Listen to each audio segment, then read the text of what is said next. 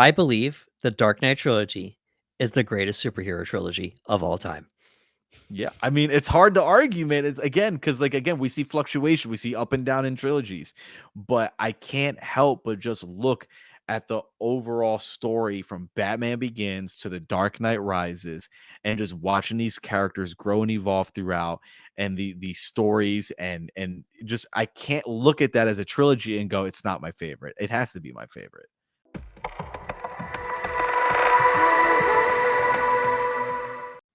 Hello, friends. I'm Anderson Marchak, And I'm Ricardo Segura. and we are the Panel Bros. Welcome to the panel.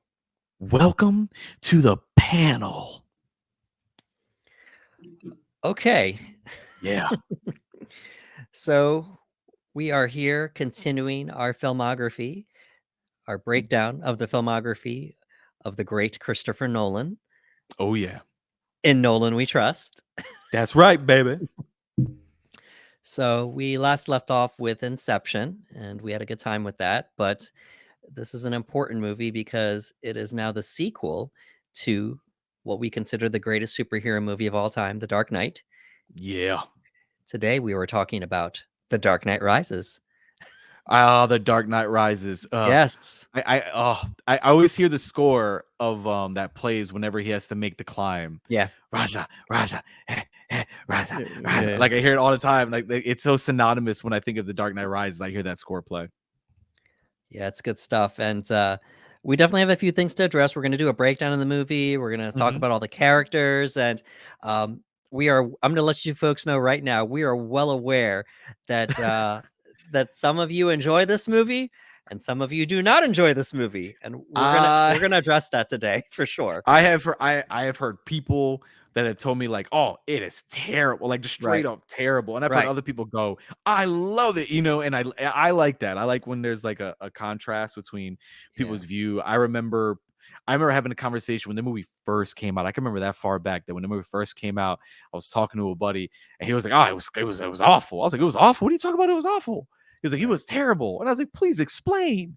And we just had this nice forth back in conversation and whatnot. And I was like, okay, I understand what you're saying. I get it. But, there's still a lot to really enjoy about it. Yeah, absolutely. So The Dark Knight Rises was released on July 20th of 2012. And here we go. Yeah. So it's been 8 years since the death of the district attorney, Harvey Dent. And Bane, who is a former member of the League of Shadows, he leads an attack on a plane, a CIA plane, to abduct physicist Dr. Pavel, and also to fake Pavel's death through this crash. What an opening scene. Here we go again with another epic Nolan opening scene. The opening is so epic. And again, he just has a way of filming and framing his shots. We're in the air. We're hundreds and hundreds and hundreds of feet in the air, thousands of feet in the air. And they're doing this amazing stunt of a plane hijacking another plane. And it's practical. Like this is like you see that these planes are really in the sky, and it helps you just get that involved in the sequence. And what an opening for Bane. Like you're just kind of like, okay, let's see how this goes. And you're watching it, and we get our introduction to Tom Hardy and as Bane, and just seeing this whole stunt be performed. I felt like it was I remember watching it and thinking like, oh yeah, we're in for another one. You know what I mean? Like the same way the Dark Knight opening had me hooked. The opening to this movie, I was like, oh yeah, we're in for another good ride. Yeah, and for me, Nolan rather, he gave us a really cool introduction to Bane too, because we've only seen Bane one other time, and it was just as a henchman type deal in the Schumacher movies, the Schumacher Batman movies, and no one had ever really attempted live action Bane since, and so Nolan just went for it. It's a very well known villain in the Batman universe. Well, to those of us that want to get sweaty about it, we're we know who Bane is. Yeah, definitely. Shout out to John Schnepp. So just a really interesting introduction here, and we're seeing all these lines drop back and forth. We have the CIA operative. He's talking to Bane after he takes the hood off. You got the mask on. Bane saying, "No one cared about who I was until I put the mask on." And would that be very painful if I took it off? He would. It would be painful. You're a big guy for you. You know. For you, like, you know.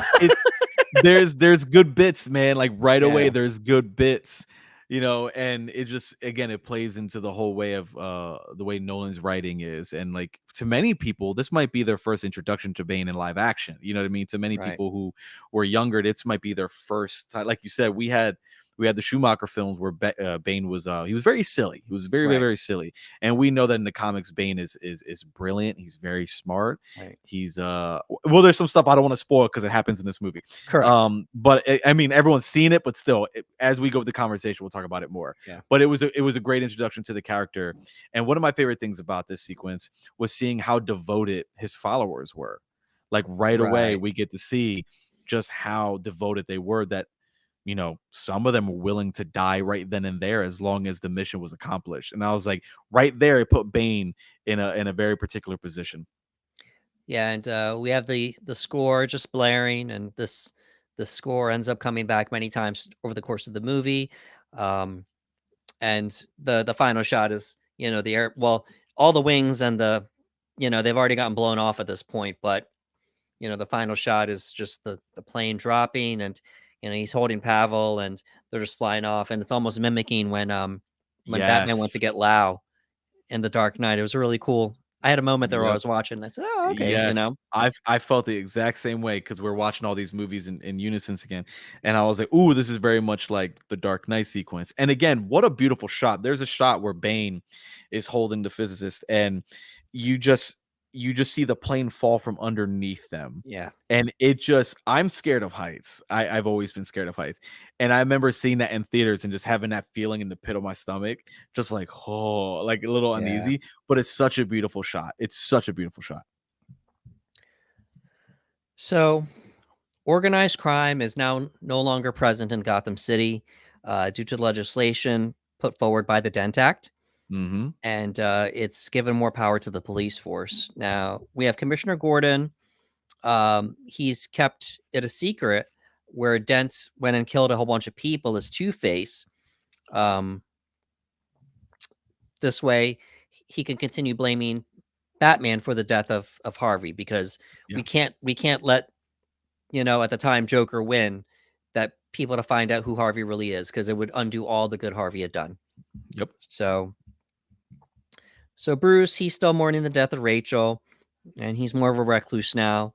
Um, Wayne Enterprises really hasn't done much as far as revenue, and uh, Bane, he employs, well, he not employs, he gets employed, but in any case, by John Daggett. Mhm. He's an executive, and he needs Bruce's fingerprints to do something. That's all we Yeah. know here. And Selina Kyle is the person that they get to steal Bruce's fingerprints. And we get introduced to Anne Hathaway as Yep. Selina at the party. And at the time, this was considered to be a controversial casting. I So, remember. I remember. all people thought about was, "Oh, this is the Princess Diaries." This is, Yeah, you know, and she's a great actor. Anne Hathaway has she's some of the great. best performances I've seen in a lot of film. But like you said, it seems, especially in comic book films, people panicked when Nolan casted Heath Ledger as Joker. People Right. panicked and was like, "What's happening?" And I feel like something very similar happened with Anne Hathaway as Selina Kyle. That was definitely something that I saw happening online. Right. Now, mind you, how quickly people forget, or they didn't even know, this woman had already been nominated for one Oscar at the time Mhm. for Rachel Getting Married before this movie came out. She would go on to get nominated for Les Mis, which she won, Yes. later that year, which amazing. Um, but people, it's just so funny how general audiences watch film that they can only think of you as one thing. Mhm. And obviously, since this movie, Hathaway's gone on to do great work, just Mhm. serious and not so serious. That's been her career basically. So, um, so that was our introduction, and I thought it was really cool when she did meet Bruce, older Bruce with the cane, and she's being really respectful, and we hadn't seen Catwoman yet, Yeah, and that side of Selina Kyle is still hidden, and there's a great moment that happens here between the two. yeah, I wouldn't beat up a cripple, and then she kicks out the cane from under his leg, just we got to make some exceptions though, so Yeah, you know, it was great because he notices the pearls around her neck, and he says, yeah, "Oh, they look very familiar, like my mother's." And he goes, "But they can't be." And he starts alluding to a safe, and he yeah, says, "But it's supposed to be uncrackable." And he's got like the smirk, and she has this switch where she's like, "Okay, I'm caught. He knows it's me," yeah, and she just kind of like puts her head down, and she goes, "Oops," you yeah. know what I mean? That She was goes, good. Yeah, nobody told me it was supposed to be uncrackable. And yeah, like now you're like, oh, okay, so that you get that nice shift, and yeah, it was cool. And like you said, she kicks the cane from right underneath him, and yeah. it's so fun. And then she backhand springs out the window like a boss. Right. Exactly. So we get to see the agility. It's like, okay, we're getting Catwoman a little bit here, we move forward here, and she she meets up with Daggett's right hand man here, and we find out she gets double crossed because she's supposed to give him the prince in Yes. exchange for an item here. Now we're getting to see, they keep calling her. They don't ever call her Catwoman over the course of the movie, but No, you know, she is because like as we know, Nolan made these movies as grounded as possible. right, So it's like his version of Catwoman. She'll never see the name. She's like, Selina Kyle, the cat burglar, like right. basically to the world. We know her as Catwoman, but Right. within the context of the movie, it's almost like, yeah, she's never called that. We know who she is, but she's never called that. But we get to see Catwoman in action here because, um, she has a fight. She, disarms the guys that are trying to get her, and we also see that she had partied with a congressman, and she brought him to the Yep. exchange because she knows that people are going to be looking for him. Mm-hmm. And when they sent the text to her friend to bring the last fingerprint in, it's like, oh well, that was the congressman's phone. They're going to come looking for him now. You can't Yep. double cross me. So I thought it was pretty cool, and they all barge in. She's fake crying, "Oh, save me!" Yep. And then by way of this, you know, the police coming in, she was able to leave. I remember in the theater when she did the whole panic cry, and she's just like, "Oh, please help me!" And she's like, "Ha ha ha." And she Yeah, just goes serious. I remember people in the theater doing like a like, oh, you know what I mean? Like yeah. like not laughing as in like, oh, that's like we're laughing at it, but just like this, wow, like she nailed that. You know what I mean? I remember that reaction in the theater. So the police, they're pursuing Bane now, and Daggett's henchmen into the sewers. And this is while Celine is getting away. They capture Gordon and they take him to Bane, and now we get to see Tom Hardy shirtless here, Yeah. and we just see this massive back, and he put on a lot of muscle for this movie, which we'll talk about later. Yeah, But he gained weight. That boy got big. yeah, he got big. So we've already heard him speak, but now we get to see the physicality. Um, I'm almost positive they put him on a lift because he's not that tall of a guy, you know, Oh, definitely. to make him appear a little bit taller, but that's okay. Yes. Tom is like 5'8", 5 foot. Yeah, Like if you Google it, it'll say 5'9", and then I'll look at him and I'm like, you're probably like a good 5'8", my boy. That's okay. yeah. But yes, Well, they got it's they got ways to make it work. yeah, it's like sports and Yes, sports yes. entertainment. Your listed height is always 1 or 2 inches taller And I'm than what like, you yeah, are. that's a little Yeah, bit because I've yeah, watched him next to other actors, and I'm like, I think you're a little bit shorter than that. right. But like you said, there's always ways of making it work, and they make it work. And every Yes. time you see Tom Hardy as Bane here, he is imposing and threatening. Yeah, it's great. So Gordon ends up escaping, and he's found by John Blake, Mhm. Joseph Gordon-Levitt, Love that and character in this movie. um, Blake is an orphan um, who he's now a policeman, and we find out that he's pretty good at figuring things out. Oh, yeah. He becomes a detective later on, but we find out he's got some good detective skills because he figures out that Bruce is Batman. And We just all off drop of it. a look, off of a single look.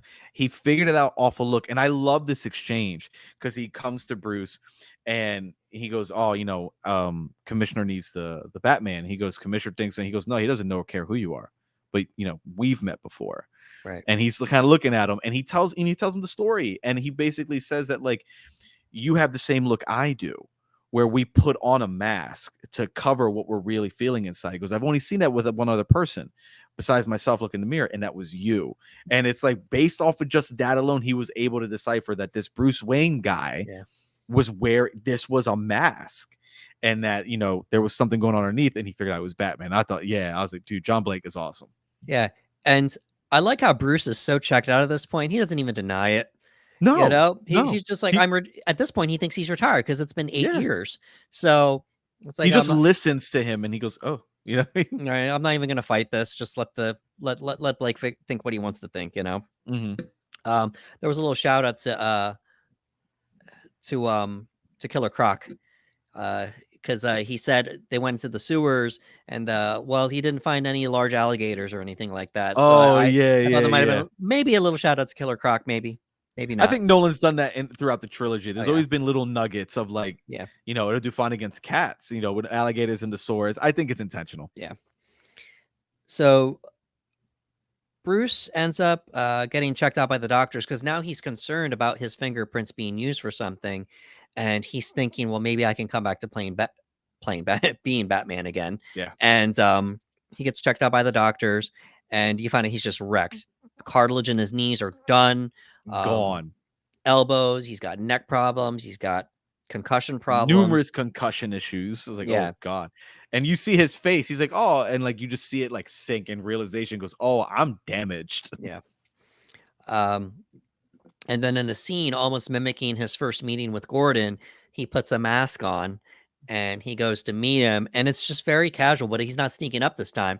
Mm-mm. And it was odd because, we know that he's trying to hide his identity, but all he did to do that with Gordon, he's still wearing his suit. Yes. He's got a suit on, and he's sitting there, and he's just like having this conversation, and they're just talking about the Batman and having to come back. And it's Yeah. interesting because you have Batman who's basically in a suit, and he's got a ski mask talking, and it's almost like what John Blake said. He doesn't know, nor does he care who you are. Right. Like, it's almost like he's not worried about, like, even Commissioner Gordon even thinking about it, because he doesn't care. He's just like, oh, I'm like John even says it earlier in the film where he goes, yeah, I know who he was. He was the Batman. Like, that's enough Yeah. for Commissioner. He doesn't need anything else. We shift over to a party here and we get our introduction to Miranda Tate.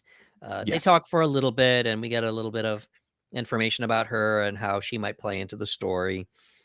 And then Selina and Bruce meet again. Mhm. And, we get a little bit of an underlying message here because they talk and they have a nice conversation here about the rich and the poor, the haves and the have nots. And I'm like, okay, are we getting a little bit of a social commentary here? Maybe, you know? There's a little bit throughout. We'll talk about it. Yeah. Then we have our first meeting in the movie between Lucius and Bruce. And this was interesting to me because the last time they spoke, Lucius was ready to call it quits. Yes. And apparently he did not, and we didn't really address it, but because he destroyed the program at the end of the Dark Knight. Remember, he said, "We'll consider this my resignation." Yeah. Well, type in your name, it'll disarm it, and then you're free to do whatever you want to do. So obviously, Lucius didn't leave him, even though he did the bad thing with the program here. But Lucius is the one now saying, "Hey, usually end our conversations with a request."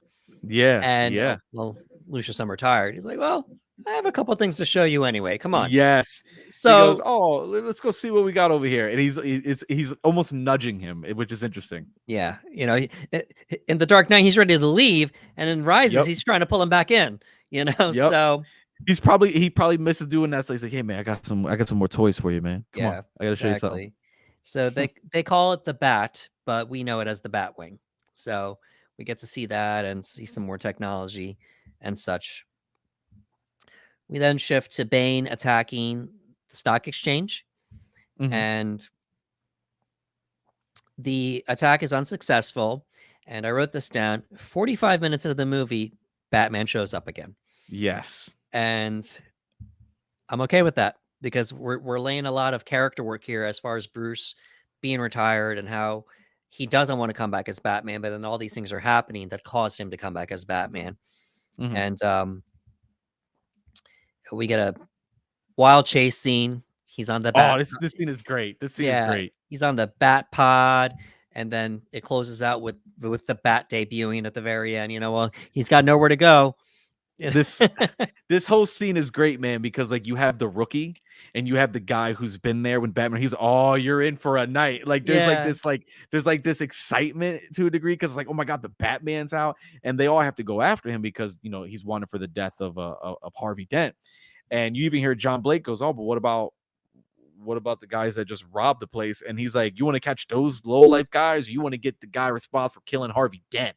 And it's like, oh man, Batman becomes like prime enemy number one, and you right. see Bane even turn around, and the cops just drive by him like nothing. Yep. Like, nah, you're small time, get out of here. And Bane's just kind of watching and observing. And like, if you didn't know any better, you would be like, oh, maybe they're in cahoots. Like, is Batman and Bane working together? Because like Batman shows up, it takes all the heat off. But it is interesting how everything switches and everything else. And there's a really funny moment where I think, and I could be wrong, Batman brings out an EMP weapon. I think it does electromagnetic Yeah. pulse, and he shoots it, and he gets to use it once, and the rookie shoots it. And I love that, like, Batman just kind of looks at it and gives him this look, like, really, and he goes, "I'm sorry," and it's Yeah, just like yeah, yeah. it's so funny. It's so funny. He's like, "Sorry," and he just gets on the bike and he just hightails it. I thought that was great. Selina then confronts Daggett, and she wants what she's owed, and we get to find out about the clean slate program. That's what she wants to Yes. get. And then we get some exposition here where Daggett explains what the Hmm. clean slate program is. Great job by Ben Mendelsohn. Always a great job Oh, he's by awesome. Mendelsohn. But then we get she gets out of the situation. Then we end up having a fight on the rooftop, and now we get to see ideally Batman and Catwoman team up. Hmm. And she's okay with using the guns back on the bad guys to kill them, and he Yes. hits it out of her hand. "No guns, no killing." She's No like, "Oh, killing. you're no fun," you know? Yeah, like So we get a nice scene there. We get to find out that, during the stock exchange situation, Bane and his followers here, they're using Bruce's fingerprints to conduct some transactions, mhm. and they're basically using these transactions to bankrupt Bruce Wayne. Yeah. Um, Temporary, but temporary enough to take over Gotham City, which we will see eventually. Yep. And we end up having a conversation between Bruce and Alfred. And Alfred is afraid that Bruce is going to get himself killed fighting Bane because Bane is more menacing and more dangerous than anyone he's ever faced. At least that's what the movie is telling us. Yeah, there's that on top of the fact that Bruce has been out of the game a long time. Right, right. And it's like you put those 2 together, it's a scary combination. Right, and to kinda get around the fact that his body was broken, we see that the technology on he had the brace where Mhm. it's like a machine, he made his leg strong enough to kick some concrete, Yeah, just like it broke like a brick pillar, and he just like it was so funny because I remember seeing that. He goes, "Oh, I like that." He goes, "I like that a lot," but we never really see it used. I mean, he right, throws kicks in the movie, so we just assume that it's being used. But yeah, basically, it was interesting that it just gave him that much strength. I was okay, cool. He's got to do what he's got to yeah. do. And you see Alfred's face. Alfred just like, this is. Should we be doing this? Like he's very timid about the whole thing. I think it would've been cool if we had some more tech on him, because Yeah. then that tech would've kind of, I don't know, just shown us that, he had that help in him, and obviously, this is a callback to Dark Knight Returns, Hmm. the comic book story, so we had to have a little bit of an homage there.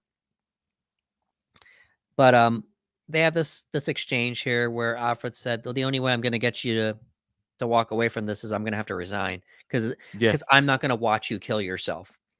Yeah. And in order to do it, he's even admitting to him that he burned the letter that Rachel wanted to give to Bruce, stating that she was going to leave him for Harvey, which would Yeah. have destroyed Bruce, but Alfred to protect him. And obviously Bruce isn't happy about this because Nope. now it's like, well, you lied to me and I'm hurt over the situation, and now you're leaving. All Yeah. right, goodbye, Alfred. You know? Like Bruce even says, he goes, "How dare you try to use Rachel in order to get me to stop?" Like, it's just like, to him, it's like it's an ultimate low blow. And Alfred's desperate in that moment. Like, he's desperate. Like, he's like, "What if I told you?" And he's doing everything he can to be like, "Yo, man, like, he's so afraid that Bruce's only exit from Batman is death." And he can't handle that. He doesn't want to be a part of it. He doesn't want to contribute to it. And it's a heartbreaking scene. You know what I mean? Because like it's essentially them pretty much saying goodbye. And like you say, he's like, "Goodbye, Alfred." Yeah. So Bane attempts to expand the operation, and he confronts Daggett. Hmm. And this is an intense scene. Yes, just one hand on the shoulder, and we knew what was Yep. coming. Oh And yeah. because Daggett's going nuts now, and we find out Daggett's the one that hired Bane because, Hmm. well, Bane approached Daggett, but in turn Daggett hired him, and you know, Daggett's right hand man's behind him. It's like, oh no, you can stay, and it's like, no, he can leave, Yeah. and he Daggett's yelling at him, and he just puts his hand on the shoulder, Yep. and Mendelsohn just sells this moment. It's so incredible because Mendelsohn has shown zero fear, no Yep. matter who he was going up against this entire movie. And Bane, in his face, he puts his hand on his shoulders. It's like, I've paid you a small fortune. He's like, you think that gives you power over me? Yeah. It's such a cool exchange. And it's like, you're pure evil, just really cool moment. It's great because, Bane isn't yelling at him. He's not Nope. shouting. There's not a lot of physicality and movement. Like you say, he just places his hand across his chest, and he's like, "Do you feel in control?" And it's like it's just very alarming. And it was great that the whole movie, again, he shows no fear, but in that moment he was shook.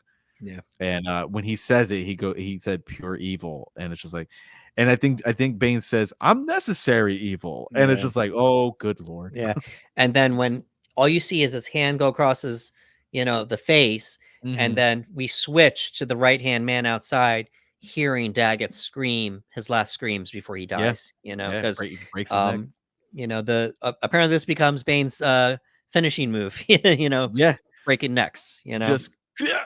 Yeah, so, um, Miranda Tate ends up, becoming Wayne Enterprises' new CEO. Mhm. Because Bruce can no longer be there because he's bankrupt. Yeah, So, my boy got no money. yeah, he's got no money. He's like, even though it's his company, he can't be on the board because Mm-mm. he's bankrupt. So, he needs somebody to help him out. Miranda, who they've been working with on a side project, well, we trust this woman enough that she can be the person to step in. Yeah. Um, Bruce is bankrupt. Alfred's gone. He shows up back at the house, and Miranda's there. And then we randomly get a romance out of Yep. nowhere, Just like, oh, there we go. There it you is. know, between Miranda and Bruce. Now, the Yep. first time I saw this, I did not like this It's because it just happens. it It's just like, felt there it is. rushed, and we got a little call back to Rachel because she holds up the picture. Who's this? Mhm. Someone I once knew. And but now that I've had a chance to look back on it, I'm still not okay with the framing of the movie and how the romance felt rushed. Mhm. But we can look at some context here. He lost all his money. Mhm. Alfred's gone. The lights just got shut off, and he's being reminded of Rachel in that Mhm. moment. Yeah. He's vulnerable. Yeah. And him and Miranda have had a few exchanges. And the reason why you get caught off guard is because they didn't really have any romantic exchanges up until No. this moment. No, yeah, None. it again, like, when it happens, it's kinda jarring the first time you see it, because 'cause you're like, "Whoa, wait a minute." He's like, Right. "Okay." It's almost very James Bondish in a way, because it's Right. just like, "Oh, now they're just intimate." And you're like, Right. "Where'd that where'd that Yeah. come It was from?" But very yeah, random, but he's yeah. vulnerable. And I took this down here. We saw an exchange earlier where Selina kissed him at the party. Yeah. So that was the same party that Miranda was at, but Selina's the one that kissed him, you know? So, Mhm. and obviously she just did that to get in his head, you know, it wasn't like a Yeah. romantic thing at the time. But um Selina agrees to take Batman to Bane because Bruce realizes he needs to confront Bane if he's ever gonna, Yeah. you know, win with the situation here. This ends up being a trap. Um, we get a lot of reveals in this moment here where Batman meets Yeah. Bane face to face. Um, he says that he intends to fulfill Ra's al Ghul's mission to destroy Gotham. Mhm. He beats Batman up, and he breaks his back as the final blow here. Now, Selina wanted clean slate so bad that she delivered Batman on a silver platter to Bane. Mhm. It's a lot of really cool stuff happens here. They're working once again. We get Batman and Catwoman just fighting thugs, making their way down. It's a really cool sequence.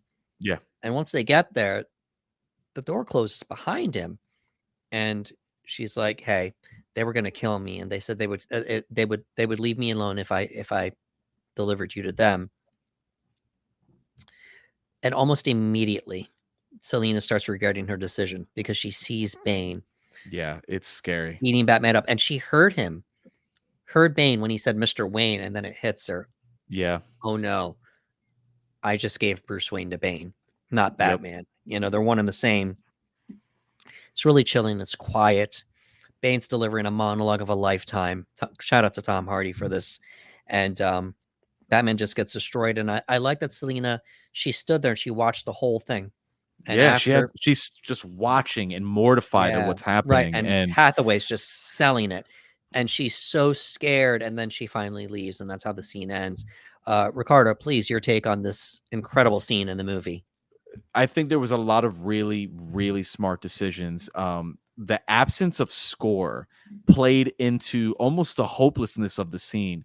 And we're not used to seeing, obviously, Batman in this type of predicament where he can't handle his own.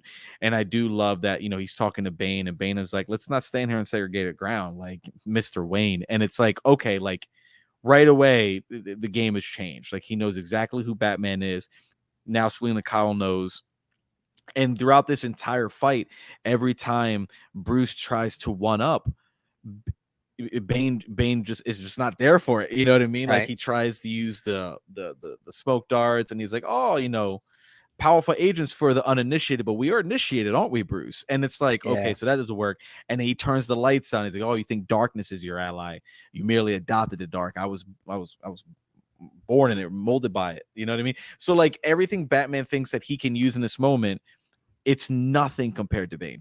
And I do love the veracity of Bruce. Bruce is there's that shot where Bruce is walking up the steps backwards, and he just lets out that guttural, just like, like Yeah. he's giving everything that he has, which is just physical strength and Yeah. brutality, and it's not doing anything. And it was scary. Like I remember in the theater, you could hear a pin drop.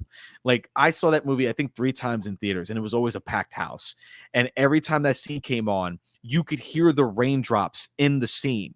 The not rain because it's just water coming from above, but you could hear the drops hitting the puddles because no one in the theater was making a sound. Like Right. everybody was just in awe of what we were seeing. And I thought it was a great creative choice and everything else. And then, you know, Bane even saying, I wonder what would break first, your spirit or your body, because Bruce is fighting. Like he just refuses to stop fighting. He goes, oh, you fight like a younger man, admirable but mistaken. And when he does the back break, every comic book sweaty just went, Yeah. oh my God, they did it. They Like did he it. picks him up above his head and breaks his back. And very similar to some of the comics, he finds the Bat Cave. He knows his identity. Bane is very smart. And now he's got all of Bruce's armory. Batman has a disc that is in the worst position possible. He fractures his cow. He disarms him and just leaves him to be. And it's just like the whole sequence. When you're done, you're like the air's been knocked out of you as a viewer. Like you're just kind of like taken back. Like, did we just see that? It's a fantastic scene. And again, my favorite aspect of it is that there's no score. You Yeah. just hear everything.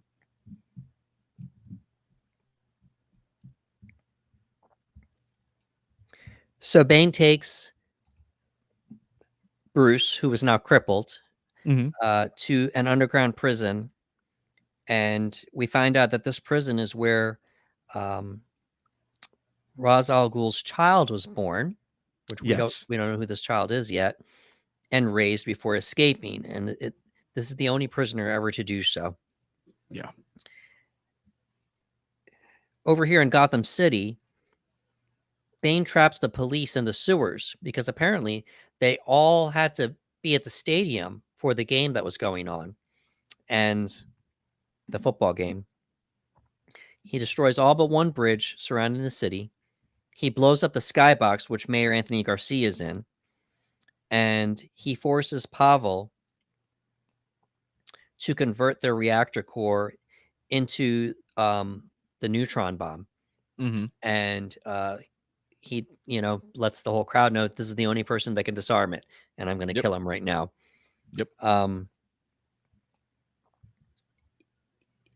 the scene with blowing up the stadium was wild, Bro, and it was such a good he scene. got the Pittsburgh Steelers. Nolan got the Pittsburgh Steelers to be in the movie. Shout out to Hines Ward, who's doing this kick return here, Yeah. and you just see, the ground just falling under him as it's As he's being running blown. the ball back, Yeah, it's great. the field is falling behind him. And there was one moment today where I was like, oh, I wonder if he feels bad.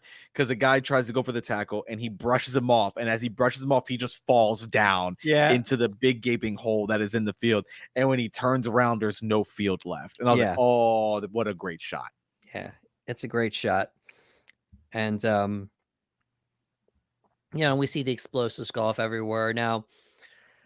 Why almost all of the police in the city would be at Every this one of them. I don't know, but They we needed a way to get rid of the police for Yeah, for it was so interesting because they're like, all right, we need to go there, and it's like, who say take all of them, take all of them. right. I And they took uh, maybe like 90%, ninety two right, percent and of like I'm all the assuming staff. because they've learned that Bane is well, they don't know he's with the Yes, League of Shadows, but they don't even know what the League of Shadows is, but no, they see Bane as a threat because of what's been happening. yeah, a Batman's back, very so significant they're on threat. high Yep, alert. So that's probably why. yeah. Um, They were like, listen, we got to go in there because Gordon has also been able to tell them, listen, he's got an army with him. You know what I mean? right, Like Gordon's seen it. He's like, he's got an army. He's killed his own men. This guy is no joke. So they literally were like, send all the units down yeah, there. And then all of a sudden they crush it and you're like, oh, well, that's everybody. yeah, Oh, shoot. yeah, exactly. We have this speech where Bane reveals that Harvey Dent is responsible for these crimes, and anything that he has done, it doesn't matter anymore because we find out he was a criminal himself. Yep. And he reads the letter where Gordon was ready to resign after revealing this truth because he'd kept it in for 8 years and he couldn't hold it anymore. Mm-hmm. They released all the prisoners at Blackgate, and now Bane is in control of the city. He says we're under martial law now, and for whatever reason, the United States won't get involved with this. Just you guys are on your own. We will figure this out, Yeah. because I mean, he's got a pretty big explosive. yeah, So like the interesting thing is we don't get to really see the planning outside of Gotham. We do know that there's military personnel there because we see them on the bridge.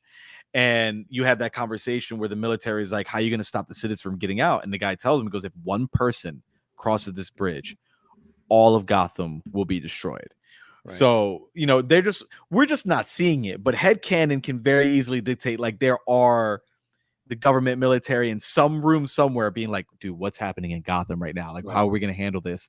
But we're only seeing like the dirt and grime of the Gotham right. City. And I believe it was a 6 mile radius for the bomb, Mhm. and as we know it's not just that 6 mile radius that's going to be effective if that bomb goes off in the middle of Gotham City.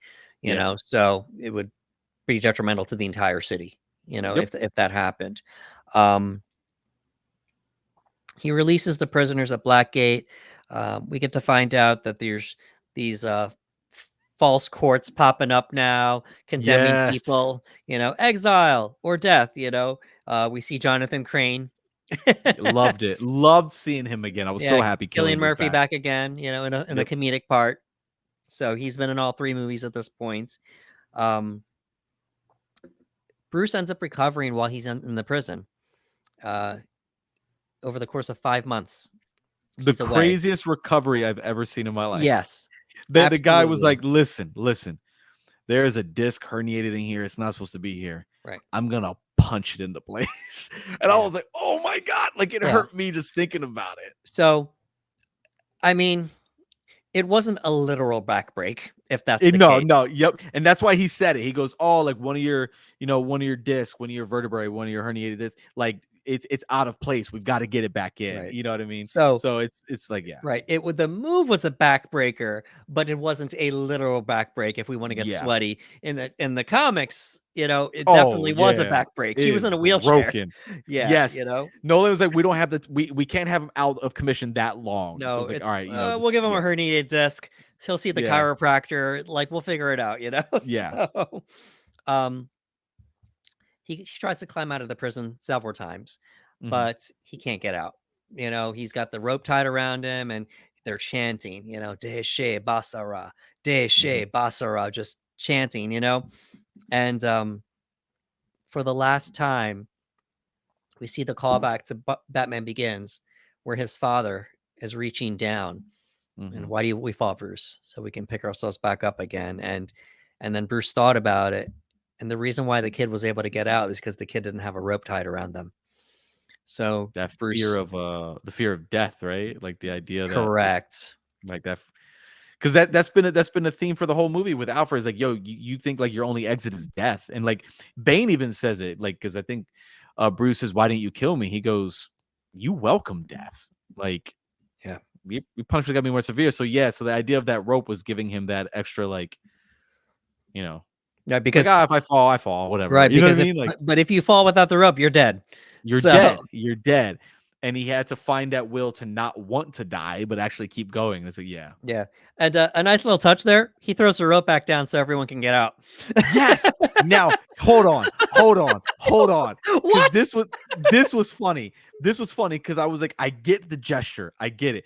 But at one point I was like, wait, some of those people in there are probably in there for like very serious crimes. Right. I was like, because Bane is not responsible for all the men that are in there. I was like, Bane just is aware of that place. And I'm like, some of those people in there, were they Yeah, murderers? we don't know. We It's don't know, but I get it because a lot of those people, it's insinuated like they've been there a really long time, they've served their time, So right. he's just like, all right, there's a rope, and again, Right. it's a very And nice gesture, but and I was like, also in a way, they all helped him get back to where he needed to be.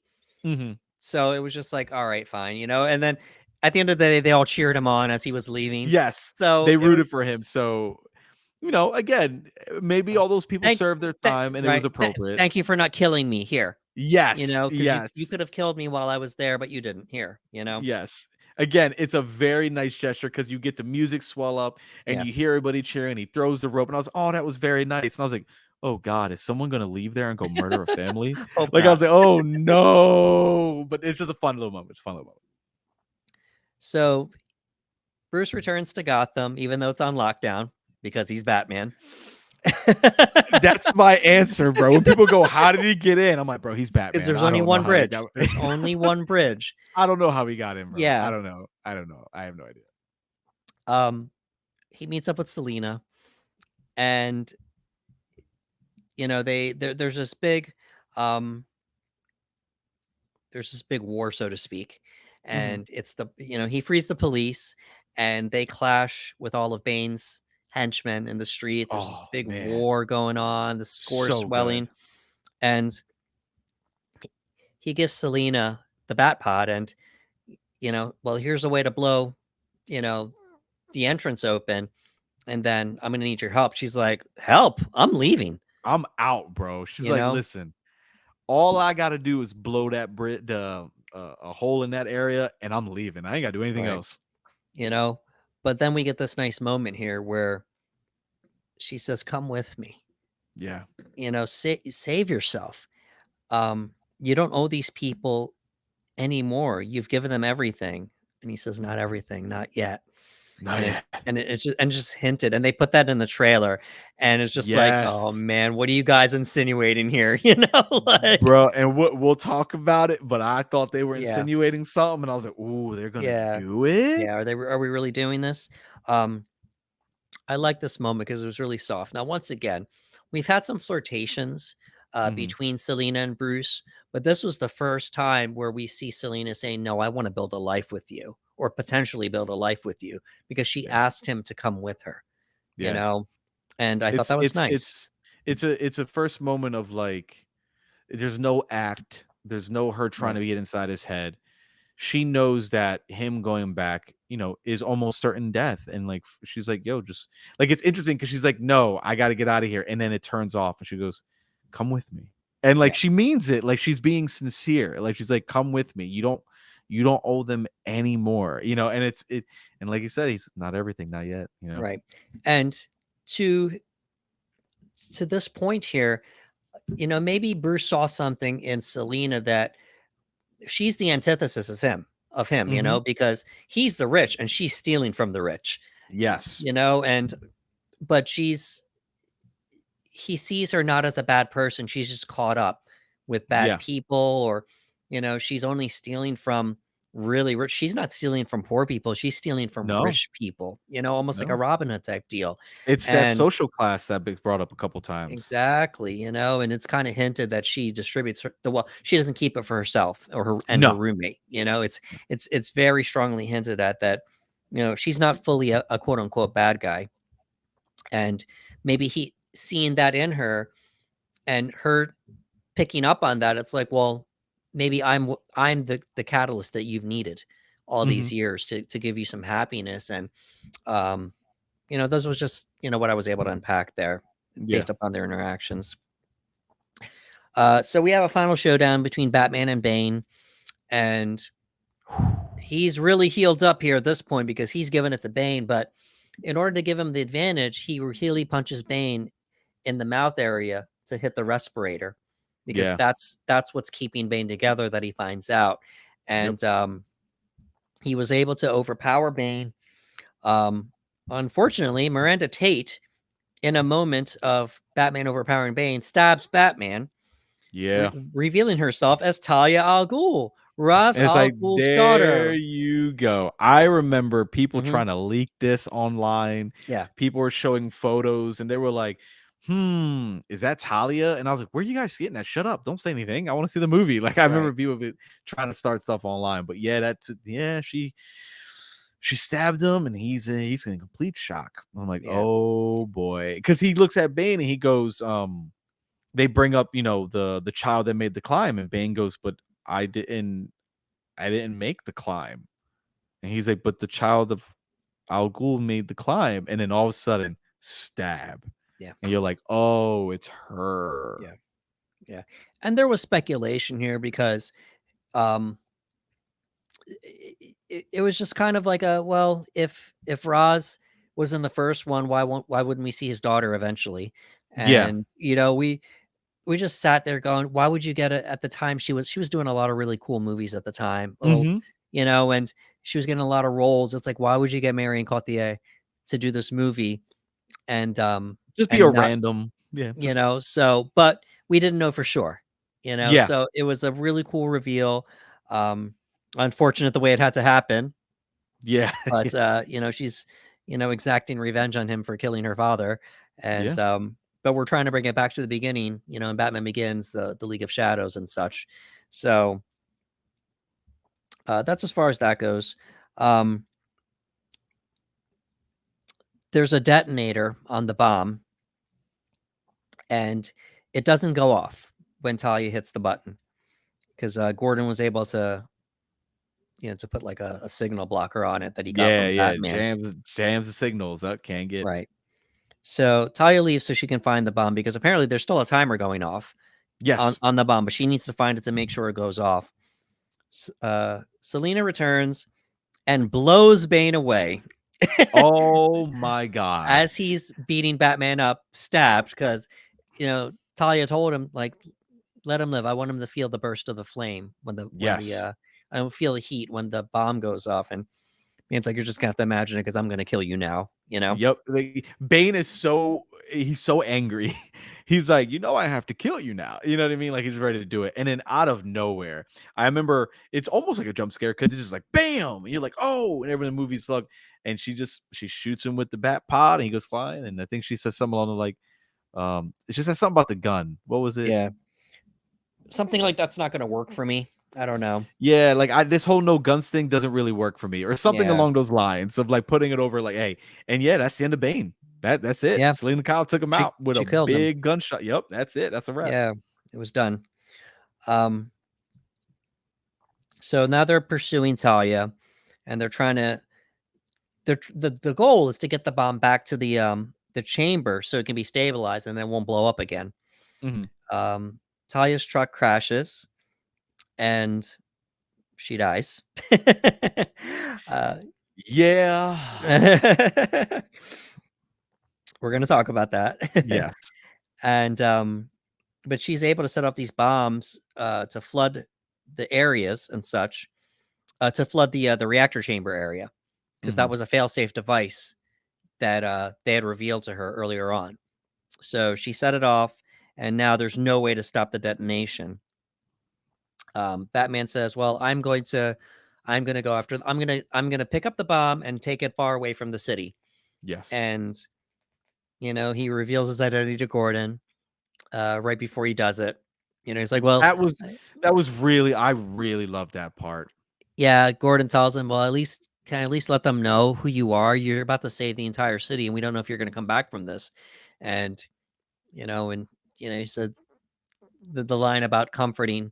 Sometimes doing the right thing is just putting your coat around a kid after his parents died, telling him everything's going to be okay. And you're hearing the score swell, and Gordon Yeah, just this I Bruce love this Bruce scene. Wayne. Bruce Wayne, and Yeah, I loved it, man, because I felt like if anybody earned the right to know, it was Commissioner Gordon, and I really appreciated that moment. That it also signified how important that moment was to Bruce, and the fact that Gordon could remember it as well. And I thought it was a great moment that they shared. And again, they're getting close to that line where I'm like, are they gonna do it? Like, I'm like, they are they gonna do it? And it's like, let's see. Okay, yeah, let's see. yeah. So you see Batman with the bat, taking the bomb away, and it's it's a tough moment, and we have a moment here where Selina kisses Batman again before he Yes. heads away, because we don't know if he's going to be able to make it or not. Yeah. He doesn't tell everybody that the autopilot is broken, so he's basically on a suicide mission at this point. Yeah, like, it's that and that's how we're perceiving it, like, the Right, autopilot is broken, and it's just like, "Oh god," and, like, he tells it, he goes, "I have to fly it out of the city," and it's just like, "Uh-oh." You know what I right, mean? Again, I'm sitting there like, "Are they going to do it?" right, right. So he hauls the bomb over the city, and we keep seeing his face. It's flashing back and forth between him, the people in the city, Gordon, back and forth, back and forth. The bomb Mhm. goes off, and we see the bat explode. Yeah, And dude. we're, we're assuming, oh, Batman died, and Dude. it's getting hinted at the whole movie. You're gonna kill yourself one day. Yeah. Something's gonna happen. We're thinking Bane's gonna do it or somebody else is gonna do it, and lo and behold, he ends up giving up his own life to save the entire city because this is the only way. I saw this at a midnight showing. Remember those when you watch movies at Yes. midnight at the Yes. theater? Now you can watch it like 3 p.m. the day before. That wasn't the case back in the day, people. But yeah, I saw it at midnight, and there were friends there that I didn't know were gonna be there, and we were like, "Oh, hey, what's up? What are you watching? Dark Knight Rises." And I Yeah. remembered that scene happened, and again, very similar to the Bane fight sequence when he was flying the bat and that score is swelling and you just get moments where you see Batman in the cowl and he's just looking at the horizon and it's cutting to an out like a shot of the bay and back at the bat, back at Batman. It's going back and forth, back to John Blake, and then you just see the explosion. And like again, you could hear like people just take a deep breath, like And I'm like, and I remember leaning over, excuse me, to my friends and going, I think they did it. I think they did it. And I was like, I want to applaud. Like I was like, I'm Right. gonna wait. I was like, I wanted to applaud the decision because I was like, if they do it, that is an extremely ballsy decision. But again, they've been hinting at it the whole movie. You've given these people everything, not everything, not yet. And I'm like, he's going to be willing to die for Gotham. He's willing to do that. And he will be, the ultimate symbol. So when it exploded, I had all these emotions running through me, just like, oh my God, I can't believe they did it. I can't believe they did it. I can't believe they did it. And then obviously the movie continues. So the assumption is that Batman is dead and Mm-hmm. he is honored as a hero. They unveil the statue honoring Batman. Wayne Manor ends up becoming an orphanage, Mm-hmm. and Bruce's estate is left to Alfred. Um, Gordon finds that the bat signal has been repaired. It was destroyed at the end of the Dark Knight, Yep. and but Gordon finds it's now been repaired for whatever reason. Lucius finds out that Bruce ended up fixing the autopilot, Mm-hmm. and this is information that we needed to know. Um, we shift over to Florence, and we see Alfred. And earlier in the movie, he said that he had a vision that Bruce would be retired and he would go to Florence and he would sit down at a cafe and him and Bruce would see each other from afar. No words would be exchanged. They would just nod to one another, but he would he would go to bed knowing that you were happy and that you Yes. had lived. We get to see this play out in real time now because he sits down, he looks up, and lo and behold, we see Bruce and he's Yep. having lunch with Selina. Selina And Kyle. and that's exactly what Alfred does. He nods and he picks up his paper and he walks And that's away. it. And that's it. And again, it's so good because Yeah, and it's so great because a few moments before you have Alfred break down, right? Like right. they have the headstone and he break down and goes, I failed you, I failed you, I failed you, sir. And he's crying and it's so sad.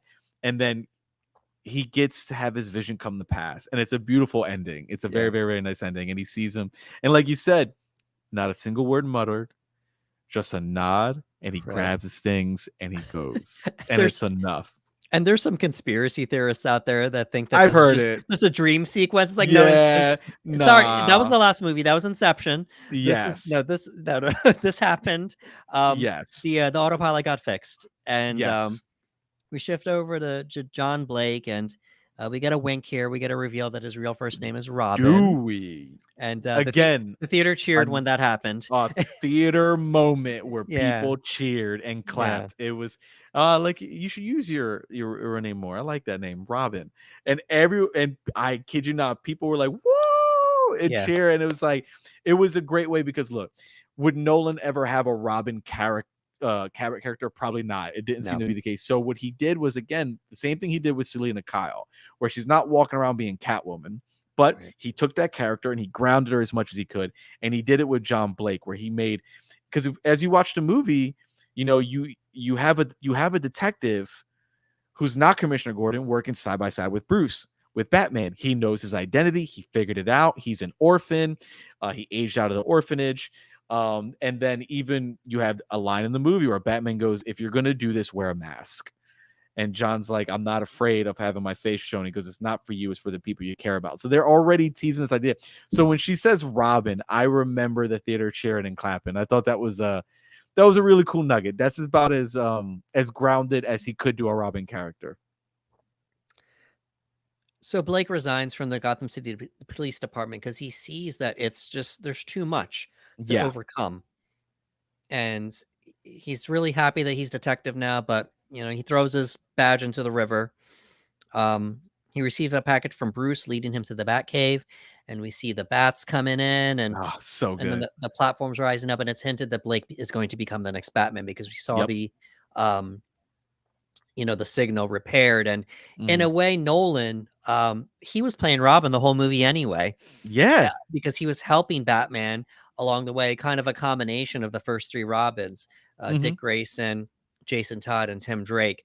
And we're just going to forego him being Nightwing and go straight to Robin, basically. Yep. And and that's what would have been, had the story continued, obviously. And um, that's our movie.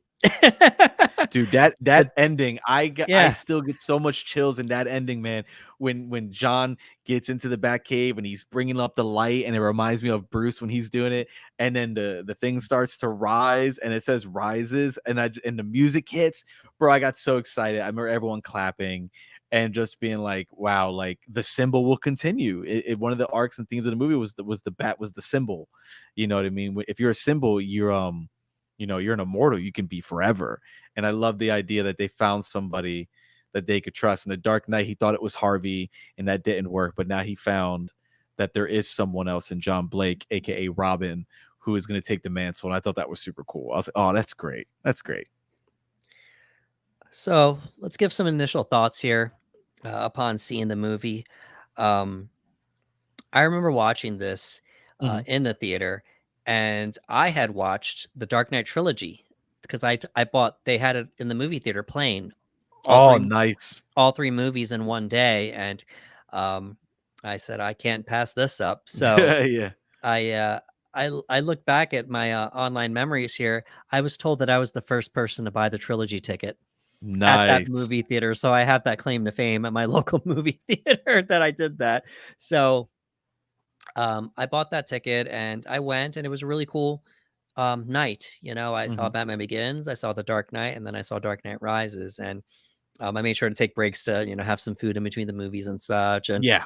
like you, once Rises hit for the midnight showing, I saw people filing into the movie theater and such, and that oh, how's your day been? It's been really cool. And I had a really great appreciation for the trilogy upon seeing Rises, because I got to see the story come to an end.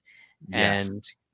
And there was definitely a lot of recency bias on my part. I really enjoyed this at the time. We had a lot of, um, how should we say this? Uh, where the part three wasn't as satisfying as we thought it would be with Yeah. many trilogies. Yes. Yes. And for me at the time, I was just really satisfied. And um, the theater cheered, the theater clapped. Yeah, dude, It there was was really cheering, there was cool. clapping. I remember leaving the theater and it's like 3 in the morning and just being outside talking with friends and like, "Oh man, how did you thought he died too, right?" Just having this conversation. Yeah. John Blake, do you think they'll do another one? You know what I mean? Just a whole bunch of conversation. It was a lot of fun. But like you, I think that it's one of those movies that at the time you're thinking about it as the closer of a trilogy, right? So you're not just thinking about one movie, you're thinking about the entire story, the entire trilogy coming to a wrap. So when you look at it under that lens, it's a lot easier to walk away with a much better feeling and be like, "Oh my god, like they did it, they closed it. It's fantastic. We got an ending." Because there's something really satisfying. And we've talked about this with shared universes and other movies, is that sometimes I myself personally, I long for a conclusion. I long for an ending, and we got it. And we got Christopher Nolan for all three films. We got phenomenal cast, great acting, great performances, and everything else. Say what you will. Introduction of characters, twists and turns. So when I look at it as like this giant trilogy, it's hard to walk away from that and not feel good about what you just saw. You know what I mean? And go, oh, and then you got recency bias. But when you watch it on its own, you can start to nitpick some little things and go, okay, well, all right, well, what about this? What about that? It's still, and again, I still think you can walk away from this movie and still think it's great and a good time. But it's no secret that there are plenty of people out there who would say, like, ah, this one fell a bit. A lot of people say that. And, I understand what they're saying. So Christopher Nolan said that he wasn't sure if he was going to make a third movie. I don't believe it was a planned trilogy from the start. That's what he keeps telling us. Hmm. And I think he might have had a sequel planned because he wouldn't, well, maybe not, because maybe that end card at the end of Begins was just a tease and we didn't know if he was going to make the Dark Yeah. Knight, you Yeah. know? Um I think he more so wanted to do the Dark Knight, but he didn't know if Rises was going to happen. He didn't know if a trilogy was going to happen because he wouldn't tease the Joker card at the end of Batman Begins if not to follow up, with the Dark Knight afterward. And Hmm. just as a filmmaker, I wouldn't see him not wanting to do the Joker at least Yeah. once just to see if he's doing Batman. But for whatever reason, he said he wasn't sure. He developed a story with Jonathan Nolan eventually, and It pulls from Nightfall, which is the breaking of Batman, No Man's Land, which sees the city get, martial law gets shut off from everything else. A little bit of The Dark Knight Returns because he's in Mhm. retirement now, and then A Tale of Two Cities. I want to say that after Heath Ledger's death, that probably gave Nolan some pause, and maybe he didn't want to go forward with this Yeah. because um, if he had plans for the Joker, he's not going to recast him. He's not No. going to use stock footage. Like No. he said that he thought about those things, but just to honor Heath Ledger, he didn't do any of that. To the point that Joker doesn't get mentioned at all. He calls him a madman, something like that. Yeah. Yeah. Mentioning Harvey 0 Dent. mention. Yeah, Yeah. 0 mention of Joker. I've had conversations with people where, we wonder, like, would this story in this film could have been drastically different had we not lost the great Heath Ledger. This could have Right. been a completely different movie. Um, did Nolan walk away after The Dark Knight and goes, well, if we do a third movie, I can kind of see it going this way. And then, but they lost Heath Ledger, I think, before the movie was finished post production. I think before that movie was even released, we lost Heath Ledger. Correct. So any type of plans or even ideas were completely just null and void at that point. So I'm always going to wonder what could have been, and what would have been had the situation been. But yeah, the story we got is the story we got, and I think that Nolan did a great job with what he presented to us and whatnot. But yeah, there's always going to be a part of me go, oh, I wonder what it would have been. Yeah. I wonder how different it would have been. You know what I mean? Like, I remember rumors, and again, the internet is a crazy place. With some people will say things without any information whatsoever. I remember people thinking, like, oh, well, maybe Joker was going to be a Hannibal Lecter role, where like he was going to be in jail, Mm. in Arkham. People are like, oh, well, maybe Joker would have been in Arkham, and Batman would come to him to dig into his brain to figure out the new villain. I remember people rumoring that Tom Hardy was going to play Hugo Strange. I remember that was a rumor. They were like, oh, he's going to play Hugo Strange. So the internet's a fun place to come up with ideas and theories and whatnot with no evidence whatsoever. But I'll always wonder. But we got what we got. So I read that the budget for this movie, there's not a firm budget, but there's a Mhm. number that keeps floating around, and that number is 250 million. Okay. So one of the most expensive movies budget wise for Nolan. And Mhm. shocker, he clears it yet again. Of Um, course. Of course. The Dark Knight Rises makes $1.08 billion. So Yeah. There was no way it um, wasn't. it is the follow-up to it's the sequel to The Dark Knight, not the follow-up Yeah. because Like, he already did that with Inception, but it was a sequel to The Dark Knight, which took the world by storm, yup. and, people went to see this, and they kept going back to see it to push it to over 1,000,000,000. Um, there were no Oscar Yeah. nominations for this Yeah. movie, and it was the first time since Insomnia where a Nolan movie didn't get nominated for any Oscars, and, I did take this down, though, but so even though there were no Oscar nominations for the movie, he had an Oscar nominated and Oscar winning cast um, at this point. Now, the Mhm. veterans, they already had their Oscars. Michael Caine had won two of them, Yeah. one for Hannah and Her Sisters and one for The Cider House Rules. He's been nominated six times overall. Whew. Yeah. Morgan Freeman's been nominated five times. He won it once for $1 Million Baby. Mhm. And Marion Cotillard, she was nominated twice. And at the time, she'd only been nominated once, though. And she won it, though, for Livy and Rose. And Christian Bale, he's a four-time Oscar nominee, but at the Yeah. time, he'd only been nominated once, and he won it on his first shot for The Fighter. Yeah. So Hardy was still a little younger in his career, so he hadn't been Mhm. nominated for anything yet. He would go on to get his only Oscar nomination for The Revenant. And Anne Hathaway, we discussed this. She had one Oscar nomination for Rachel Getting Married. She would go on to get her second Oscar nomination and then her first win for Les Mis later Yeah. that year. So a lot of Oscar nominated and Yeah. Oscar winning talents Stacked here. cast, dude. Stacked Yeah, cast.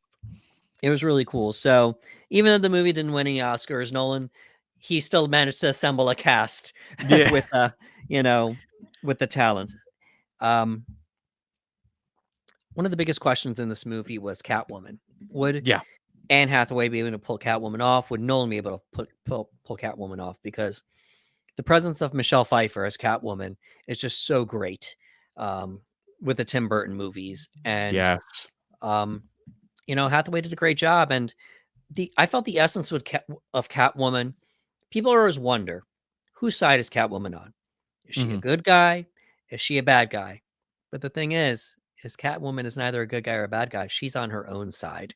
Yeah. She's not on the side of the good guys. She's not on the side of the bad guys. She's on her own side. Yep. And she will play whatever side she needs to play on to get through there. So that's what I thought here. And she had a lot of different moments. She kind of made the character her own. It was You're not going to mimic Michelle Pfeiffer's performance. We're not going to see that again. No, it's and especially, there's nostalgia goggles, but then there's also the ability for us to watch it as adults and still understand why Michelle Pfeiffer's role as Catwoman was geez, legendary. Like she Yeah, does.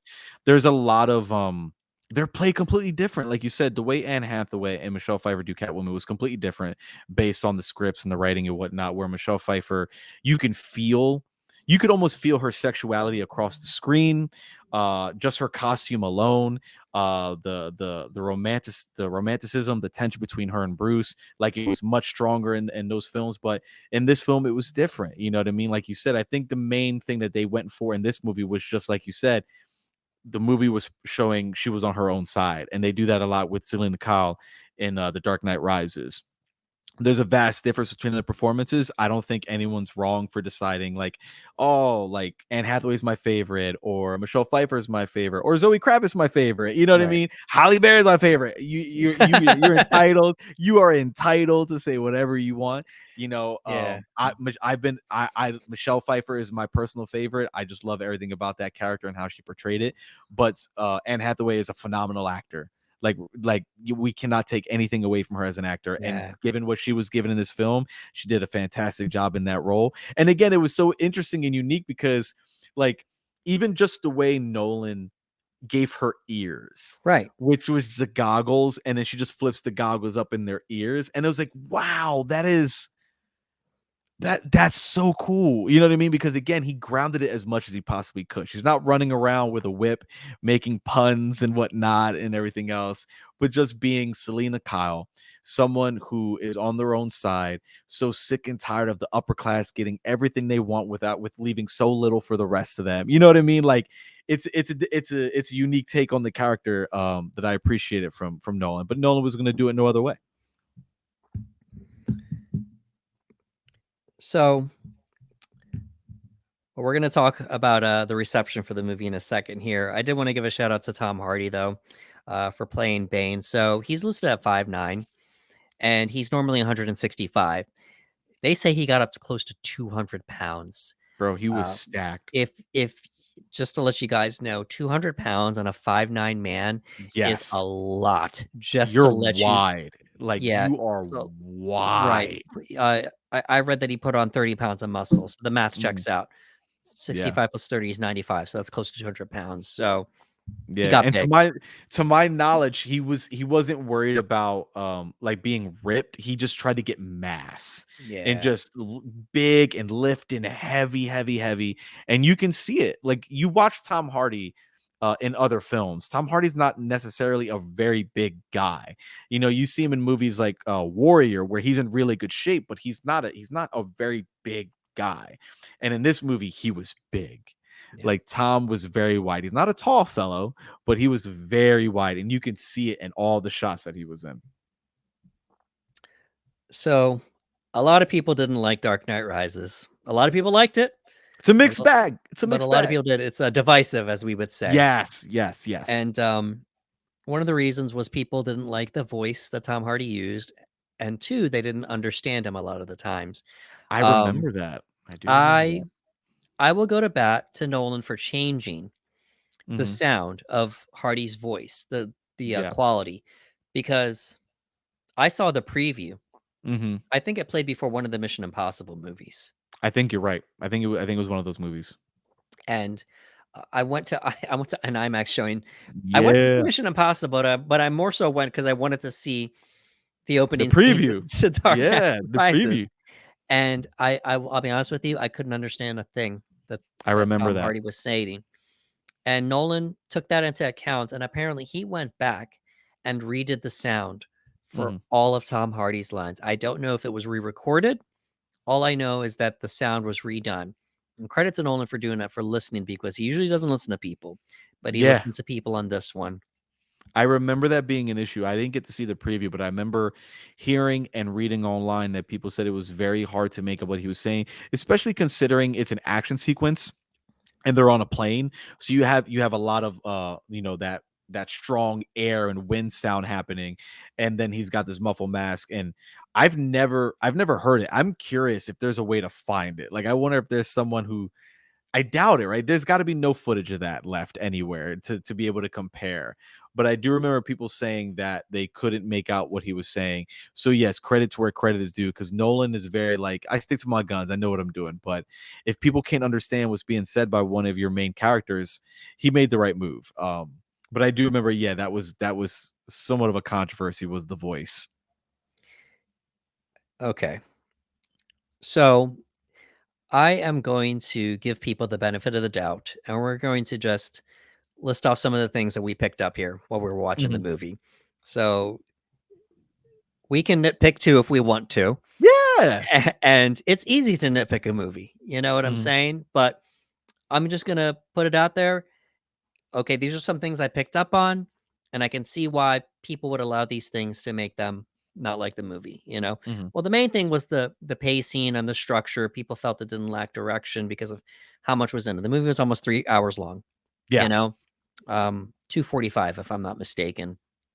But there were particular things that I picked up on. The first one was, obviously we addressed it, Bruce coming back into the city. Yeah. City's I on lockdown. You No know, idea. he healed his back in 5 months, so we addressed that. He didn't really break his back; it was a herniated disc, but still, people Yeah. had an issue with that. People had an issue with the fact that he was able to stand up to Bane after that back injury. Yeah, like, Um, just going toe to toe. I was like, "Hey, man, it's a different Bruce, I guess. Let it be." yeah, exactly. I heard people say that they had a problem with the flaming bat. Remember when Gordon threw the flame down and the fire went up, and then we had like that mock bat signal? People Yes, nitpick that moment because it's like, when yes. did Batman have a time The time to to do that. to do that? So I saw that as a nitpick too. Um, It's funny because that used to be a nitpick for me, and then I just kind of accepted it, and weirdly enough, because I felt like he needed a way to show the people of Gotham a symbol of hope. right, So I'm like, all right, I was like, all right, if he took the time to do that, I'll let it go. But yeah, the first time you watch it, you're like, dude, when did you have the time to do that giant logo on the bridge leading from this very spot where they're sending people to exile all the way? All right. Yep. Yeah, yeah. I do I mean, remember. maybe use some tech, maybe use the bat to fly up there. We don't know, I don't know. So, um, Talia's death scene. Um, Yeah. okay, so here's the thing: the truck flips, and she's strapped in, and the Mhm. way it is, she's like in this awkward position. Very awkward position. And apparently, I mean, she's injured. She might have a broken neck. We don't know. And we already said this. This woman is an Oscar-winning actress. She's a great actor. She absolutely is a great actor. And when she dies, like her head falls almost and it bounces. The Yeah, and it looks really unnatural, unfortunately. Yeah, it And I that's I probably the one I heard the most, was her death yeah, scene. yeah. She's a good actor. I want to continue saying this. Yeah. Marion Cotillard is a very good actor. Whatever it was, whether it was the framing, whether the I'm gonna chalk it up to the body position that she was in. It's a very And awkward position. she obviously she didn't deliberately make her head fall like that. It's just the way that she tried to do a death scene where the head drops, and unfortunately it bounced a couple times and it looked a little unnatural. Unfortunately. Yeah, it's Um, just again, it's a very weird, like, she's crunched up, her yeah, body's all disjointed, and she's doing like this, right. and her head kinda, it looks like a Yeah. bobblehead, and it's like, "Oh," and, like, it's kinda like, yeah, that's a weird take. So all right, so that was another thing. And so when the bat was flying out with the bomb, Mhm. a lot of people felt that they were tricked because they weren't shown that in real time. because I'm fine with it. Get yeah, out of because here. it was like, well, how did he have time? It's like, oh, We don't want to see that. it wasn't in real time. It's like they showed it getting blown up. It's just like, no, they showed you the bat getting Yes. blown up, but they just didn't show when he hit the eject button. Yeah, like, And and I'm glad that they didn't. I wouldn't yeah, want to know. I wanted to believe that he had given his life. I wanted that. I absolutely did, and I got it. So right, the idea of them look, and we've seen other films do that where they manipulate time in which you're watching certain scenes, and then later it's revealed like, oh wait, this actually takes place. Wait, that's not an issue to me whatsoever. right. And I spoke with you about this before we went on the air here. The One of the main ones I hear is, well, two things. One, Bale went really hardcore with the Batman voice for this, Really like hard in this just movie, the hardest of hoarse, all of them. very Yes. hoarse. And then two, he used the Batman voice when A, he was alone, or when B, people that knew he was Batman were around him. So I'm gonna give Bale a pass here. I'm not gonna give Bale a pass for the horse voice because he Yeah. does go a little hardcore with that sometimes to the point where you can't really understand him. So Yeah. that's fine. That's that is what it is. But two, I'm going to say that Bale is that actor where if I'm wearing the suit, I'm going to use the Batman voice, whether I'm Yeah. alone or whether I'm around somebody else, because I can't use the Bruce Wayne voice because I'm Batman in that moment. So Yeah. that's where I'm going to give him a pass on using the Batman voice. He probably could have pulled back the intensity a little bit, Mhm. but as far as using the Batman voice all the time, I'm just going to give him a pass because maybe he just only wants to use it while he's in the suit.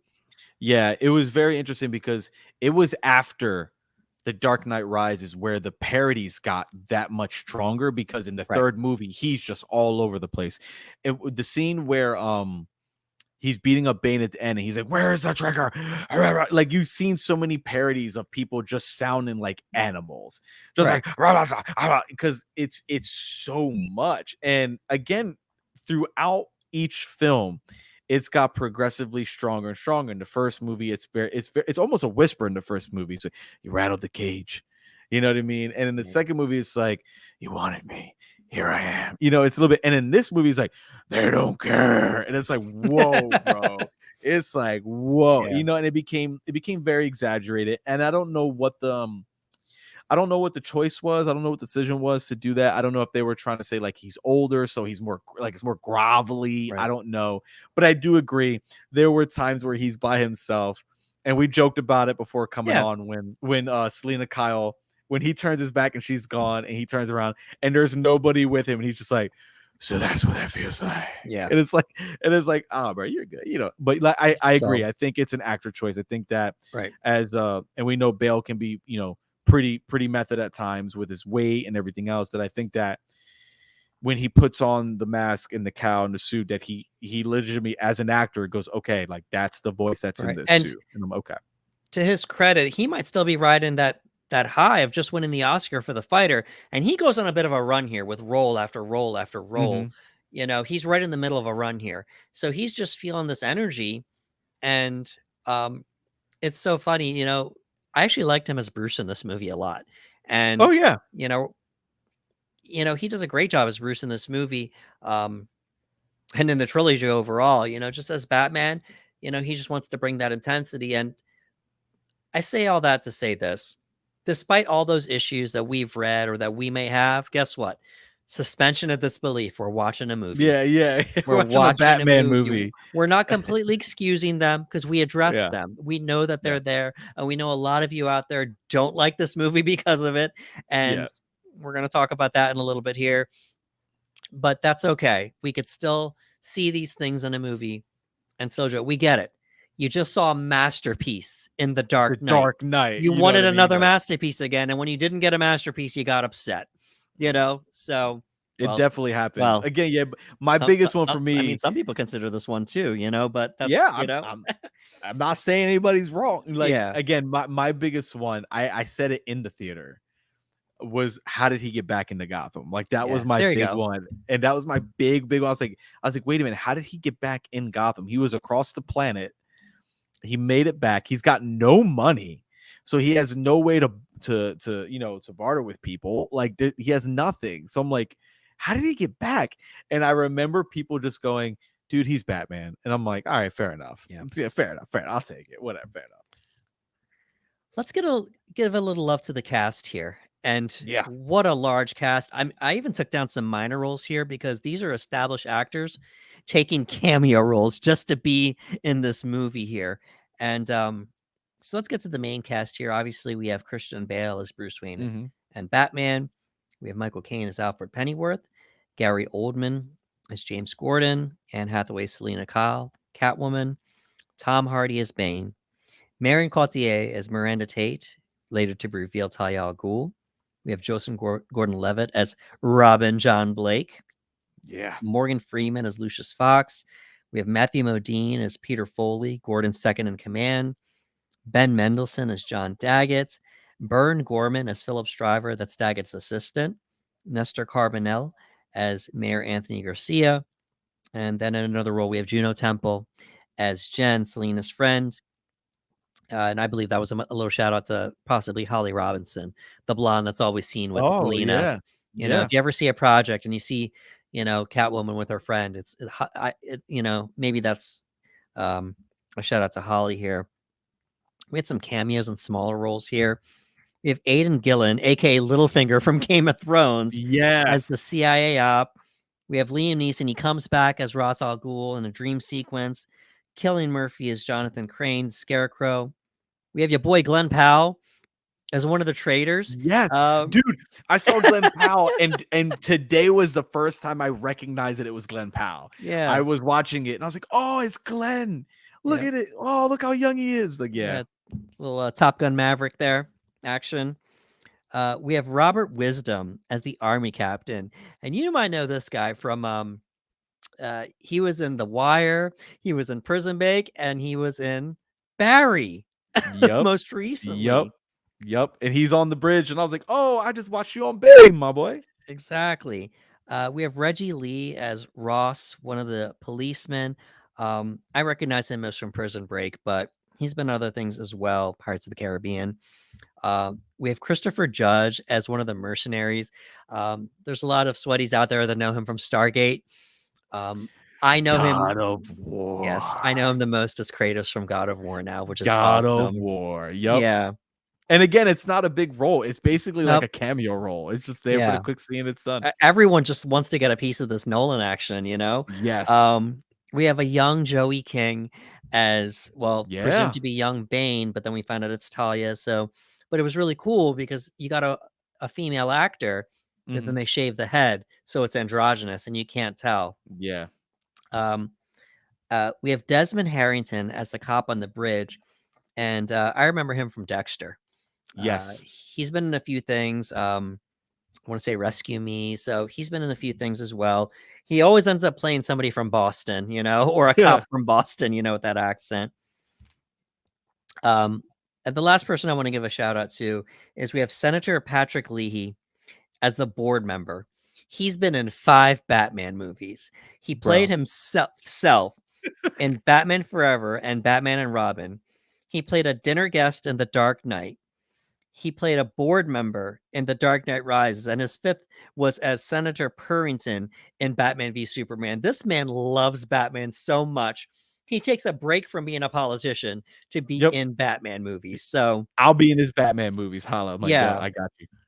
So, and that was just, I could have kept going on and on and on for the people that you would recognize in this movie, but standouts here for me, I'm gonna go and say Christian Bale, actually. I really liked Christian Bale as Bruce Wayne. He Yeah. really conveyed just that desire to, he didn't want to be Batman anymore, but he had to come back. And he has some really nice interactions with Michael Caine, who does a Mhm. tremendous job in this movie as well. I thought that Anne Hathaway did a great job as Selina. Just what a great task. Just we saw Selina come to life on the big screen again for the first time since Batman Returns, and she did a great job. And I mean, voice and all, I loved seeing Tom Hardy in this movie. Tom Yeah, Hardy was dude. great as Bane, A and lot of eye acting. A lot of eye acting. he And had to, that's yep. as This is all covered. Just with the exception of that reveal when he was in the pit from the flashback where they pulled the thing off of his now, face. We now is not the time for fear. And Yeah, it's yeah, just like he's just using his eyes, and I love it. yeah, Like but he does a his great job. eyebrows, yeah. Yeah, do you have any standouts from the cast, Ricardo? Like you, I think Bale did a great job. Tom is my favorite part of the movie. I love Tom. Yeah, See, like Anne Hathaway. There's no such thing. I don't think Anne Hathaway can do a bad performance ever. I right. think Anne Hathaway is fantastic. So she's got a great performance. I love the layers that she has in this movie because again, there's moments where she's playing other characters in the scenes that she's with. You know what I mean? So you see when she's pretending to be vulnerable versus when she really is vulnerable versus when she's like being tough and about herself. Like I like seeing those layers to her. Bale, this is probably the I don't know what the right word is for him as Bruce in this movie. I want to say the softest, and I don't mean softest as in weak, but I mean we get to see him at a point where like he's losing it all. He's just having certain conversations. You see him having really somber conversations with characters in the movie. And I really enjoyed that aspect of it as well. So I think Tom is great. I love Tom. And even though half his face is covered, I'm appreciating the body acting and the eye acting. And again, he's not a big guy, but his screen presence is just there. It's just there. And Michael Caine, man, Michael Caine's got some really, really great deliveries in this film. And being that it's Alfred's probably most painful of the three, there's a lot of heartache for Alfred in this movie, and we get to see Michael Caine, who in the first two films has a bit of sarcasm. There's a lot of humor from him, but in this movie, a lot of that's stripped away because he's tore up about what's happening, and I appreciated getting to see that type of performance from Michael Caine this go around. And I want to give us some shout out and some love to Marion Cotillard for a little bit here. Um, Oh yeah. uh, so obviously, I mean, the performance was what it was. You know, Mhm. she had to kind of be in the background here. She couldn't reveal that she was Talia from the start, so she was Yeah. just playing, an executive, and she's just being sincere here. I have her IMDb in front of me. I'm just going to give a shout out to some of the roles, some of her standout roles that I enjoyed. Obviously, she won the Oscar for Livy and Rose. Um, she was in Public Enemies. She was in a musical called Nine. Mhm. Uh, I enjoyed her in that. She was in Inception as Mal. Loved her as Yeah, Mal in dude. Inception. She was awesome Yes. as Mal. Um, she was in Midnight in Paris with uh, it was a Woody Allen movie, Mhm. and you have Owen Wilson as the lead there. She was in Contagion. That movie Oh got yeah. some play after the big world situation happened. Yes. A I lot watched it. I a watched it lot of around people, that time. I did. so and then obviously she was in, The Dark Knight Rises. So I just wanted to give a little love to Marion Cotillard. She's a Mhm. great actor. Um, please don't let that death scene be your only impression of this great actor. Yeah, dude. Nah, Um, she's too good. She's too yeah. good.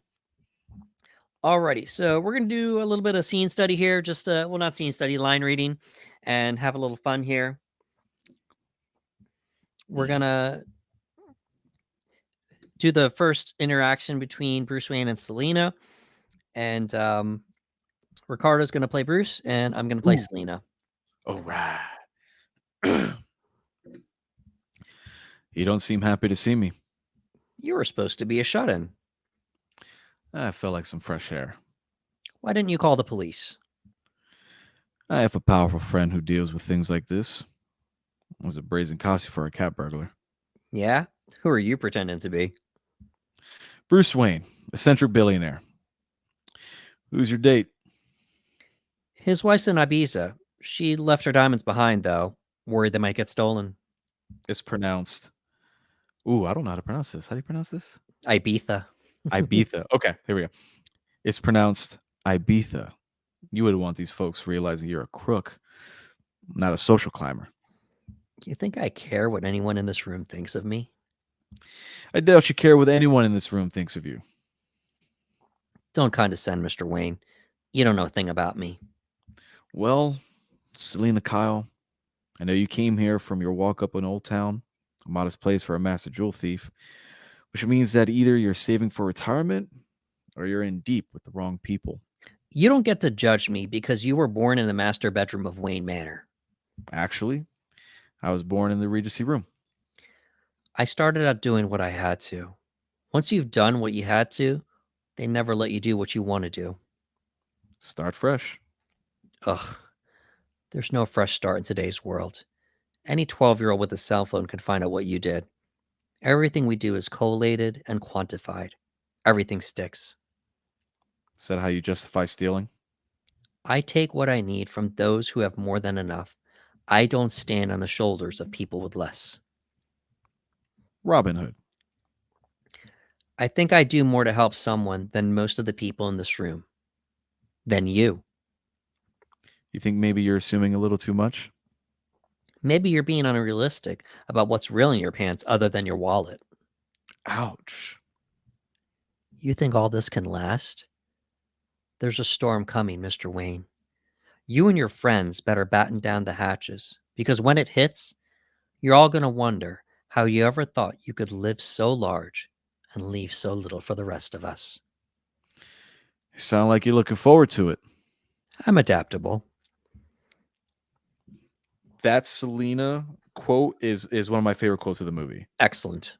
It's one of my favorite, and it's that social status being mentioned again. Like, you grew up here, I was here. This is this. I do this. I have to do this. And I love that aspect of, like, there's a storm coming. You better batter down the hatches. And one of my favorite lines: "You're gonna wonder how you ever thought you could live so large and leave so little for the rest of us." And I'm like, that is such a strong line that I'm just like, when you hear someone like that, you know, you kind of agree with her. I'm like, yeah, I agree. I agree. And I like that in this moment we found out Selena's only stealing from rich people. And he called her Robin Hood. He's like, Robin Hood? You know, Yeah. it's like, that's the metaphor. And again, it's and she said, she goes, "I like to think I do more for the people around me than everyone else does in this room than you." And I was like, Right. again, it's a great look through the lens of how she sees the world and what she's doing. Yeah, and shout out to Christopher Nolan and his brother Jonathan. You know, when Hathaway saw that line, she must have said, "Oh, I can't wait to say this," you know? It's you can see it because she's having a conversation, but when she gets to that one, she gets in his ear and you can see that, like, she's almost speaking through her teeth. Like, there's like Yeah. this, "You're gonna wonder." Like, it's like, and she's like, she's really letting him have it. Like, and it's great. Right, and they put it in the trailer. It was so good. So, Yes, I remember that in the trailer. all right. So this next scene, Alfred says goodbye to Bruce, and Ricardo's going to play Alfred, and Yeah. I'm going to play Bruce for this scene. I'll get this to Mr. Fox, but no more. I've sewn you up. I've set your bones, but I won't bury you. I've buried enough members of the Wayne family. You'll leave me? You see only one end to your journey. Leaving is all I have to make you understand. You're not Batman anymore. You have to find another way. You used to talk about finishing, about a life beyond the awful cave. Alfred. Rachel died knowing that we had decided to be together. That was my life beyond the cave. I just can't move on. She didn't. She couldn't. And what if she had? She I can't change that. What if before she died, she wrote a letter saying she chose Harvey Dent over you? And what if, to spare you pain, I burnt that letter? How dare you use Rachel to stop me? I am using the truth, Master Wayne. Maybe it's time we all stop trying to outsmart the truth and let it have its day. I'm sorry.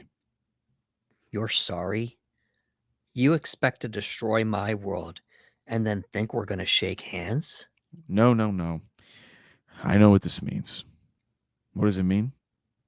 It means your hatred, and it means losing someone that I have cared for since I first heard his cries echo through this house.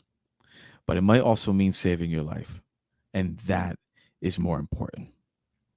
Goodbye, Alfred.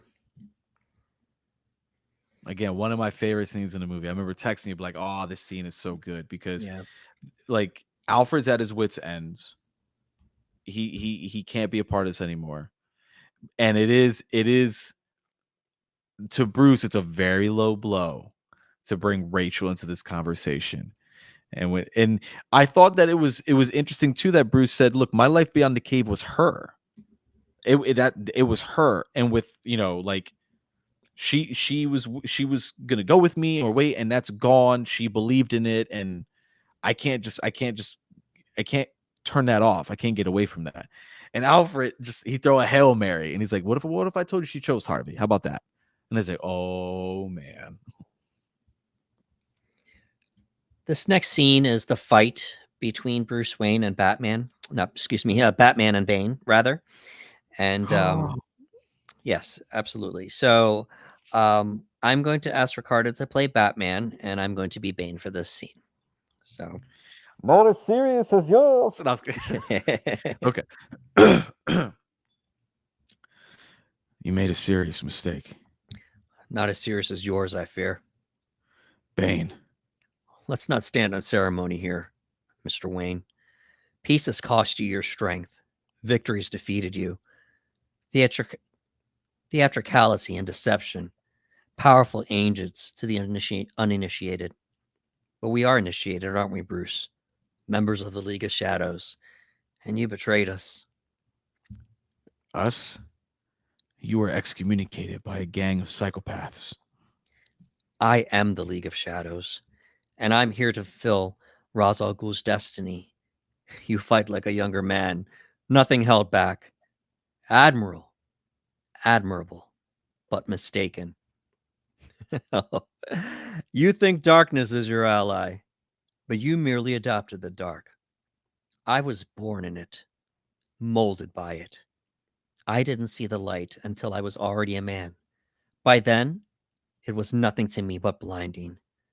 The shadows betray you because they belong to me. I will show you where I have made my home whilst preparing to bring justice. Then I will break you. Your precious armory? Gratefully accepted. We will need it. Yes, I was wondering what would break first, your spirit or your body. This whole thing, incredible. Yeah. When one of my things is like, the shadows betray you because they belong to me. I don't know why that line goes so hard. The shadows betray you because they belong to me. Like, it's like, good Lord. Like, again, everything in this scene that Bruce thinks that he has, that Batman thinks that he has on Bane means absolutely nothing. Bane is dangerous. Bane is tactical. Bane, like he says, was born in darkness, and light was nothing to him but blinding. Like this whole sequence of just Bruce and Batman doing everything he can, and Bane's just like, nah, that's a wrap for you, man. Yeah. And it's just like just confidently just giving him this monologue. It's a great fight, but the fight isn't the fight without Bane's speech here, his monologue. It's really cool. And then, everyone's just standing around watching him, the mercenaries. It's like we all know you're Batman. The secret's out, nobody cares. Yep. Nobody. Yep. And Selina's watching in horror, and it credits Anne Hathaway once again, just selling the entire thing. We're gonna skip down here, Ricardo. If you could just go to that last monologue there for Bane.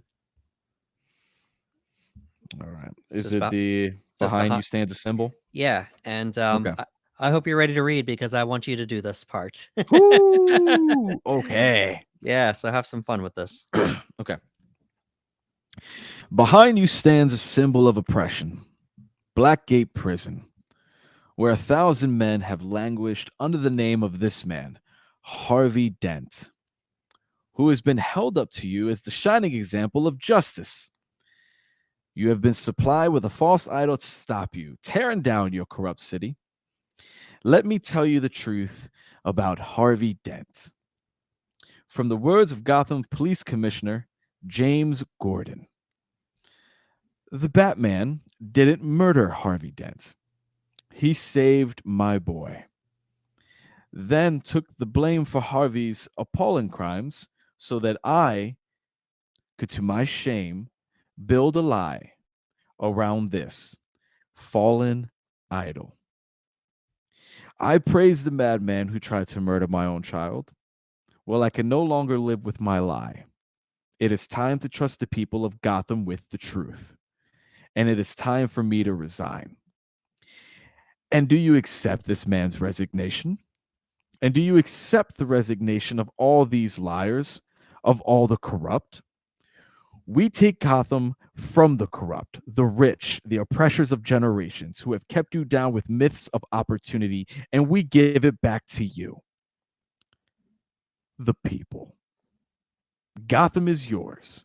None shall interfere. Do as you please.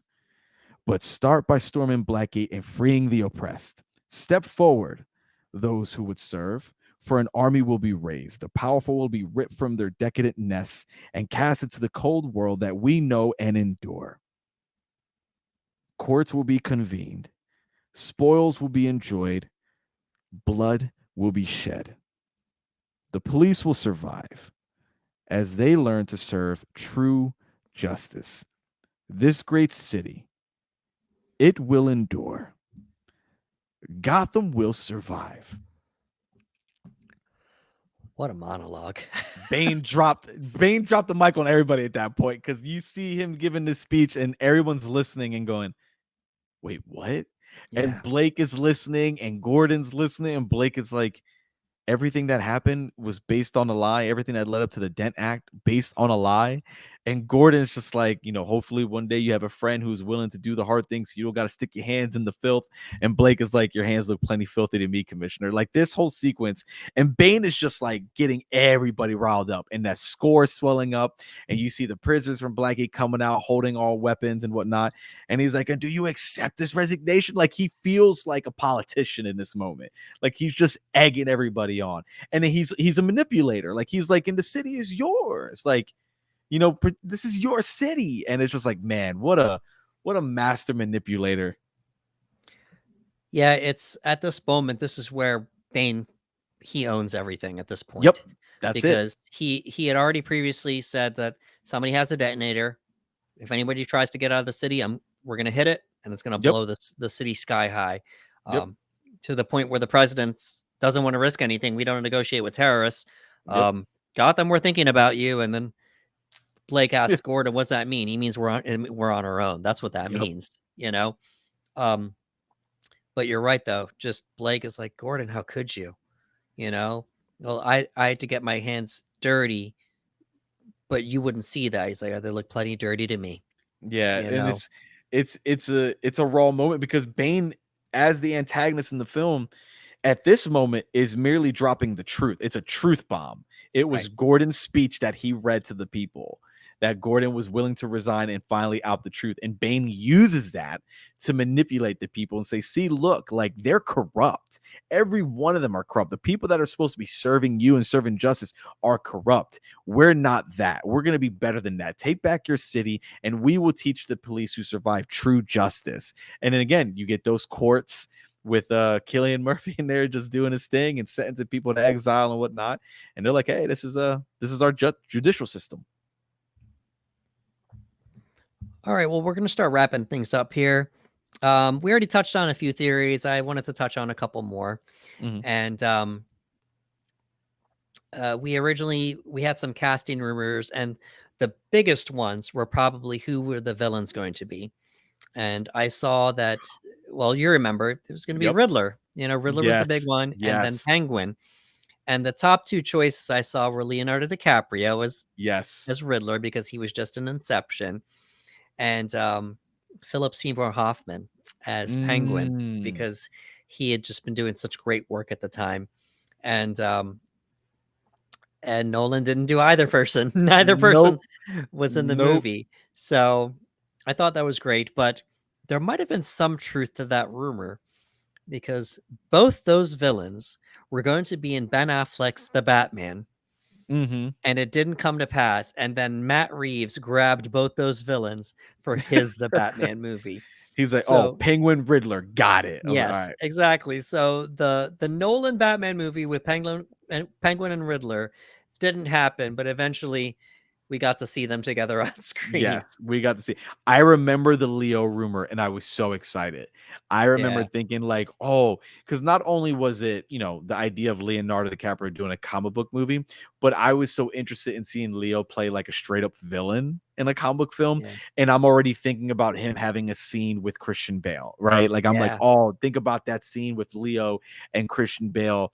And because again, when I think of Dark Knight, some of the best things I think about that are Heath Ledger working with Christian, and watching those two work with one another as scene partners. And I was like, oh man, if we get Leo, could you imagine? So that was one of those rumors that it didn't end up happening, that I was kind of sad about. I was like, oh, I would have loved to have seen it, but hey, what are you gonna do? Yeah, and another rumor I saw is that, well, maybe Harvey wasn't going to die and he would Oh, have okay. survived and he would have been the lead with the Joker as a minor role. Mm-hmm. And maybe if we had that scene where with Crane as Mm-hmm. the pretend judge, maybe that would have been like a Joker role, something like that. Or I even read that role was supposed to be the Joker, something like that, Yeah, I'm you I'm know? telling you, I'm sure a lot of things that had a huge possibility were heavily altered Yeah. and I changed. would love to hear Nolan's take on what he won't do it. He won't reveal No, it, nope, you know, nope, nope, nope. because clearly it was going to be a different vision before him and his brother wrote Dark Knight Rises. Mm-hmm. Um, with the way the movie ends, uh, a lot of people say that there would have been nice to see a Dark Knight 4. And um, that's just the way Nolan is. He loves leaving these open-ended endings to his movies sometimes to just let the viewer go on I and love those endings. make their own. It's like there's a clear ending, so it's not like Mm-hmm. It's not like the questions aren't answered. He answers your questions, but then he gives you a little bit of room where, hey, the story can continue if I want it to, but I'm not the type of person that's going to continue making sequels. I only made sequels for the Batman trilogy, Mm-hmm. and that's it. You Yeah. know, um, and who knows? And we've seen many rumors online. We saw they wanted to do I read this. They wanted to do a Batman 4. You've seen it. They offered Christian Bale Yes. 50 million. He said no, and then it's like, well, maybe we can do the DCEU. We'll still offer you the 50 mil, and Bale still said no. Bale denies this to this day. That you know, all he says is that the only way I'm playing Batman again is if Christopher Nolan is involved. Yep. So we'll never know the truth. Um, I don't think. Well, excuse me. I do believe that Christian Bale would turn down that money if Nolan was not involved because he had just spent 4 movies with him, Yeah. including The Prestige. Yeah. So I definitely believe that. I also believe that Warner Brothers was that desperate that they would actually do that to bring him back again. I think they tried. I think they really, Yeah. really, really tried. With the ending um, and Nolan was still good with the studio. Mm-hmm. So, that's not like they were going to make the movie without Nolan, so who knows what would have happened. In another universe, there's a Batman 4, a Dark Knight 4, whatever you want to call it, and Robin John Blake is Batman in the movie.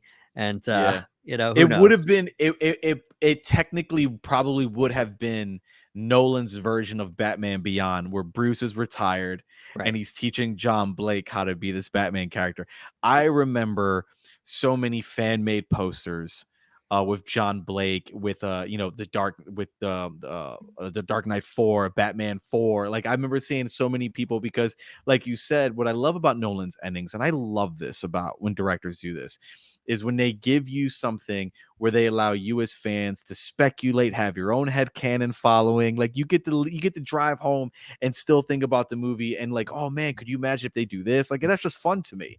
So I think they had a lot of fun with that. So when I saw John Blake was going to take on the Cal, I thought that was really cool. And again, I had the same feeling. Was like, could they do another? They could do another, right?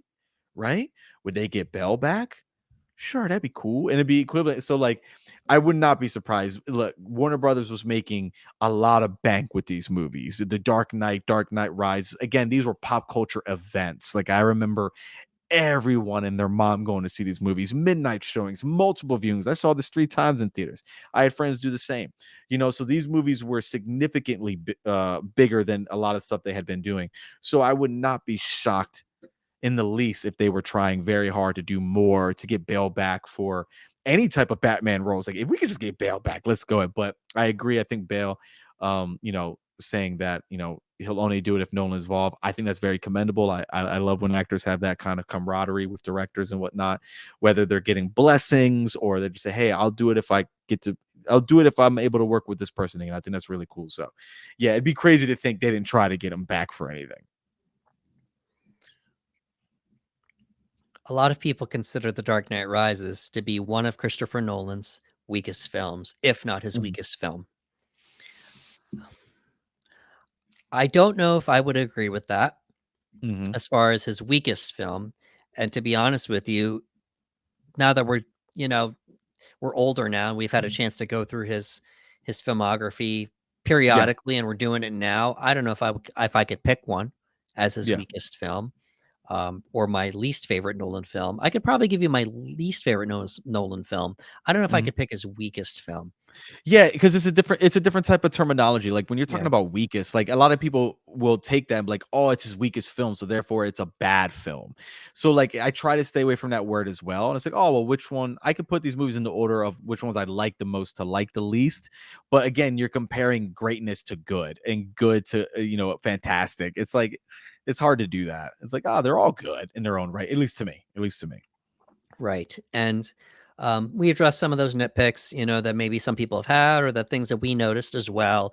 And we still enjoy the movie because of the suspension of disbelief. And I'm going to repeat to you something I said off the air, that I will still take The Dark Knight Rises against many other superhero franchises, not just movies, but franchises, because of the quality of movie that I'm seeing. And while standalone, I may not appreciate it as much now that I've had time to look back on it, but as a complete trilogy, which leads Yeah, into our next statement here, I really enjoy it. I like it more when I'm watching it back to back to back, as opposed to just watching it by itself.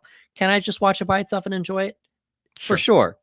But I enjoy it more when I'm watching it back to back to back with Batman Begins, The Dark Knight, The Dark Knight Rises, which leads us to our next point here. Is The Dark Knight the best superhero trilogy of all time? Oh, It's a hard question to answer. And we've seen a lot of superhero trilogies over the years where the first one's really good, second one's the second one's really good, the third one's okay. Or the first one's okay, the second one's really good, and then the third one's in the middle. Or the first two are okay, and then the third one's a masterpiece. yes.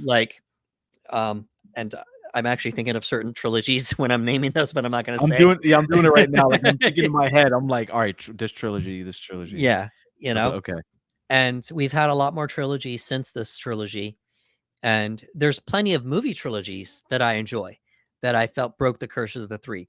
You think about the Back to the Future trilogy. That's a Oh, solid I love that trilogy. trilogy, The Lord of the Rings, the original trilogy, that is a solid trilogy. Solid movies, by the way. Just bro. what Peter Jackson did, To many people, it's the greatest trilogy of all time. To correct. many people. The original Star Wars trilogy, Oh yeah. A New Hope, Empire Strikes Back, Return of the Jedi. Mhm. Um, a lot of people enjoy that trilogy. So there's many trilogies we can name where there's a few trilogies we can name where people were pleased with all three. Yeah.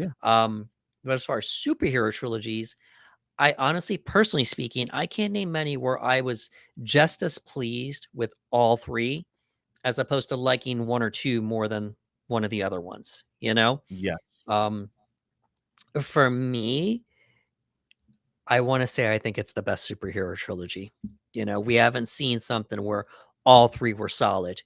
Not yet, anyway, since the Dark Knight trilogy came to an end. And you know what? I'm sitting here and I'm racking my brain about superhero trilogies because again, there's been amazing trilogies, and even movies like Star Wars didn't escape it. I remember when Return of the Jedi came out, there were people saying like, "Oh, the third one had these Ewoks and it got really Right, sappy." And I remember like all trilogies, like it's hard to nail every single trilogy. Like it's hard, you know what I mean? right. There have been movies that have done it. Like some will argue that John Wick 1 through 4 is perfect, right? Like Yeah. there's different franchises and whatnot. But when it comes to superhero films, and I'm sitting there thinking about trilogies, and I'm like, you know what? I think for me, I would agree. I think that the Dark Knight trilogy is probably my favorite trilogy because, like you said, I think watching the Dark Knight Rises, in unison with Batman Begins and the Dark Knight, and you watch them as one cohesive story, it's incredible. Watching it standalone is a very different experience. But I think as a trilogy, I think that I think it might be for me as well. Because again, from the very first movie, from Batman Begins to the Dark Knight Rises, we're exploring Bruce and these layers and depth of the character and what it means to carry the symbol. And like from the Dark Knight, he was trying to find a new symbol of hope, like the white, the White Knight in Harvey Dent, and that didn't work out. And then you have him retired and taking the hit. And in the third movie, he's coming back from that retirement. And in the process, he's actually finding somebody who can take that mantle. And the break between him and Alfred, and the escape. And like there's a lot to love about this trilogy. And I think for superhero films, for me, yeah, I think so. I think from beginning to end, I've never felt I never felt for a superhero trilogy what I felt watching these movies for the first time in theaters and then watching them all together. You know what I mean? I haven't gotten that. There are other trilogies that I would like to see happen. There are other trilogies that I would love to have seen gone differently. You know what I mean? But like I love Sam Raimi's Spider-Man 1 and Spider-Man 2, but Spider-Man 3, has a lot of Right. issues. And it's kind of like as a trilogy, it's like, and there's still a lot that I can really love about 3, but as a trilogy, I'm like, it is what it is. But the Dark Knight trilogy probably is for me as well, my favorite superhero trilogy from beginning to end. It felt therapeutic when it ended, man, like Yeah. cathartic. You know what I mean? Like it felt cathartic, like again, I love conclusions to a story. I love that. I think that we need them back again. We have universes that are just going and going and going. I love endings and conclusions. And I felt like when this ended, I felt like I took a journey that was worth the ride. You know what I mean? So yeah, I agree. I think for me it's probably my favorite superhero trilogy as well. Yeah, and many have come along the way, that had a shot. You Yeah. named the Sam Raimi Spider-Man trilogy. I would say the Bryan Singer's X-Men trilogy, X1 and X2, and then the Yeah, last and the next three happened. yeah, The Last Stand didn't quite hit. Some people talk about the Captain America trilogy, and while we both love the Winter Soldier, and I love the Winter Winter Soldier. Soldier is great, and the follow-up to that was Civil War, Mhm. and, that does a lot too. We get the introduction of Tom Holland's Spider-Man, Black Panther, but, the original Cap doesn't do it for me, so I I'm with you because I said the same thing, and I yeah, apologize if I make anybody upset, but the first Captain America movie, I walked out of the theater going, "It was okay." right, I just felt like it was okay, and then Winter Soldier happened, and I right, was like, right, this and then, this is it. This let's is it." right, let's not leave, Wolverine out of the picture. X-Men Origins Wolverine was what it Oh was, and god. and then James Mangold came in, he gave us the Yep. Wolverine, you know, which was solid, and then Mhm. he gave us Logan, which was like a Yes, masterpiece, and it just nailed so it. we've had a lot of that, over the years. We'll see what happens. Deadpool 3 is supposed to come out, and for the most part, people enjoyed the first 2 movies. Yep, we have So, Deadpool trilogy, and then we have the Miles Spider-Man Across the Universe trilogy that's wrapping the soon. Spider-Verse trilogy, right. Spider-Verse, so we're First gonna 2 see how that holds the up. first 2 very critically acclaimed. Into the Very Spider-Verse, Across the ooh, Spider-Verse, so we'll see what love happens, those movies.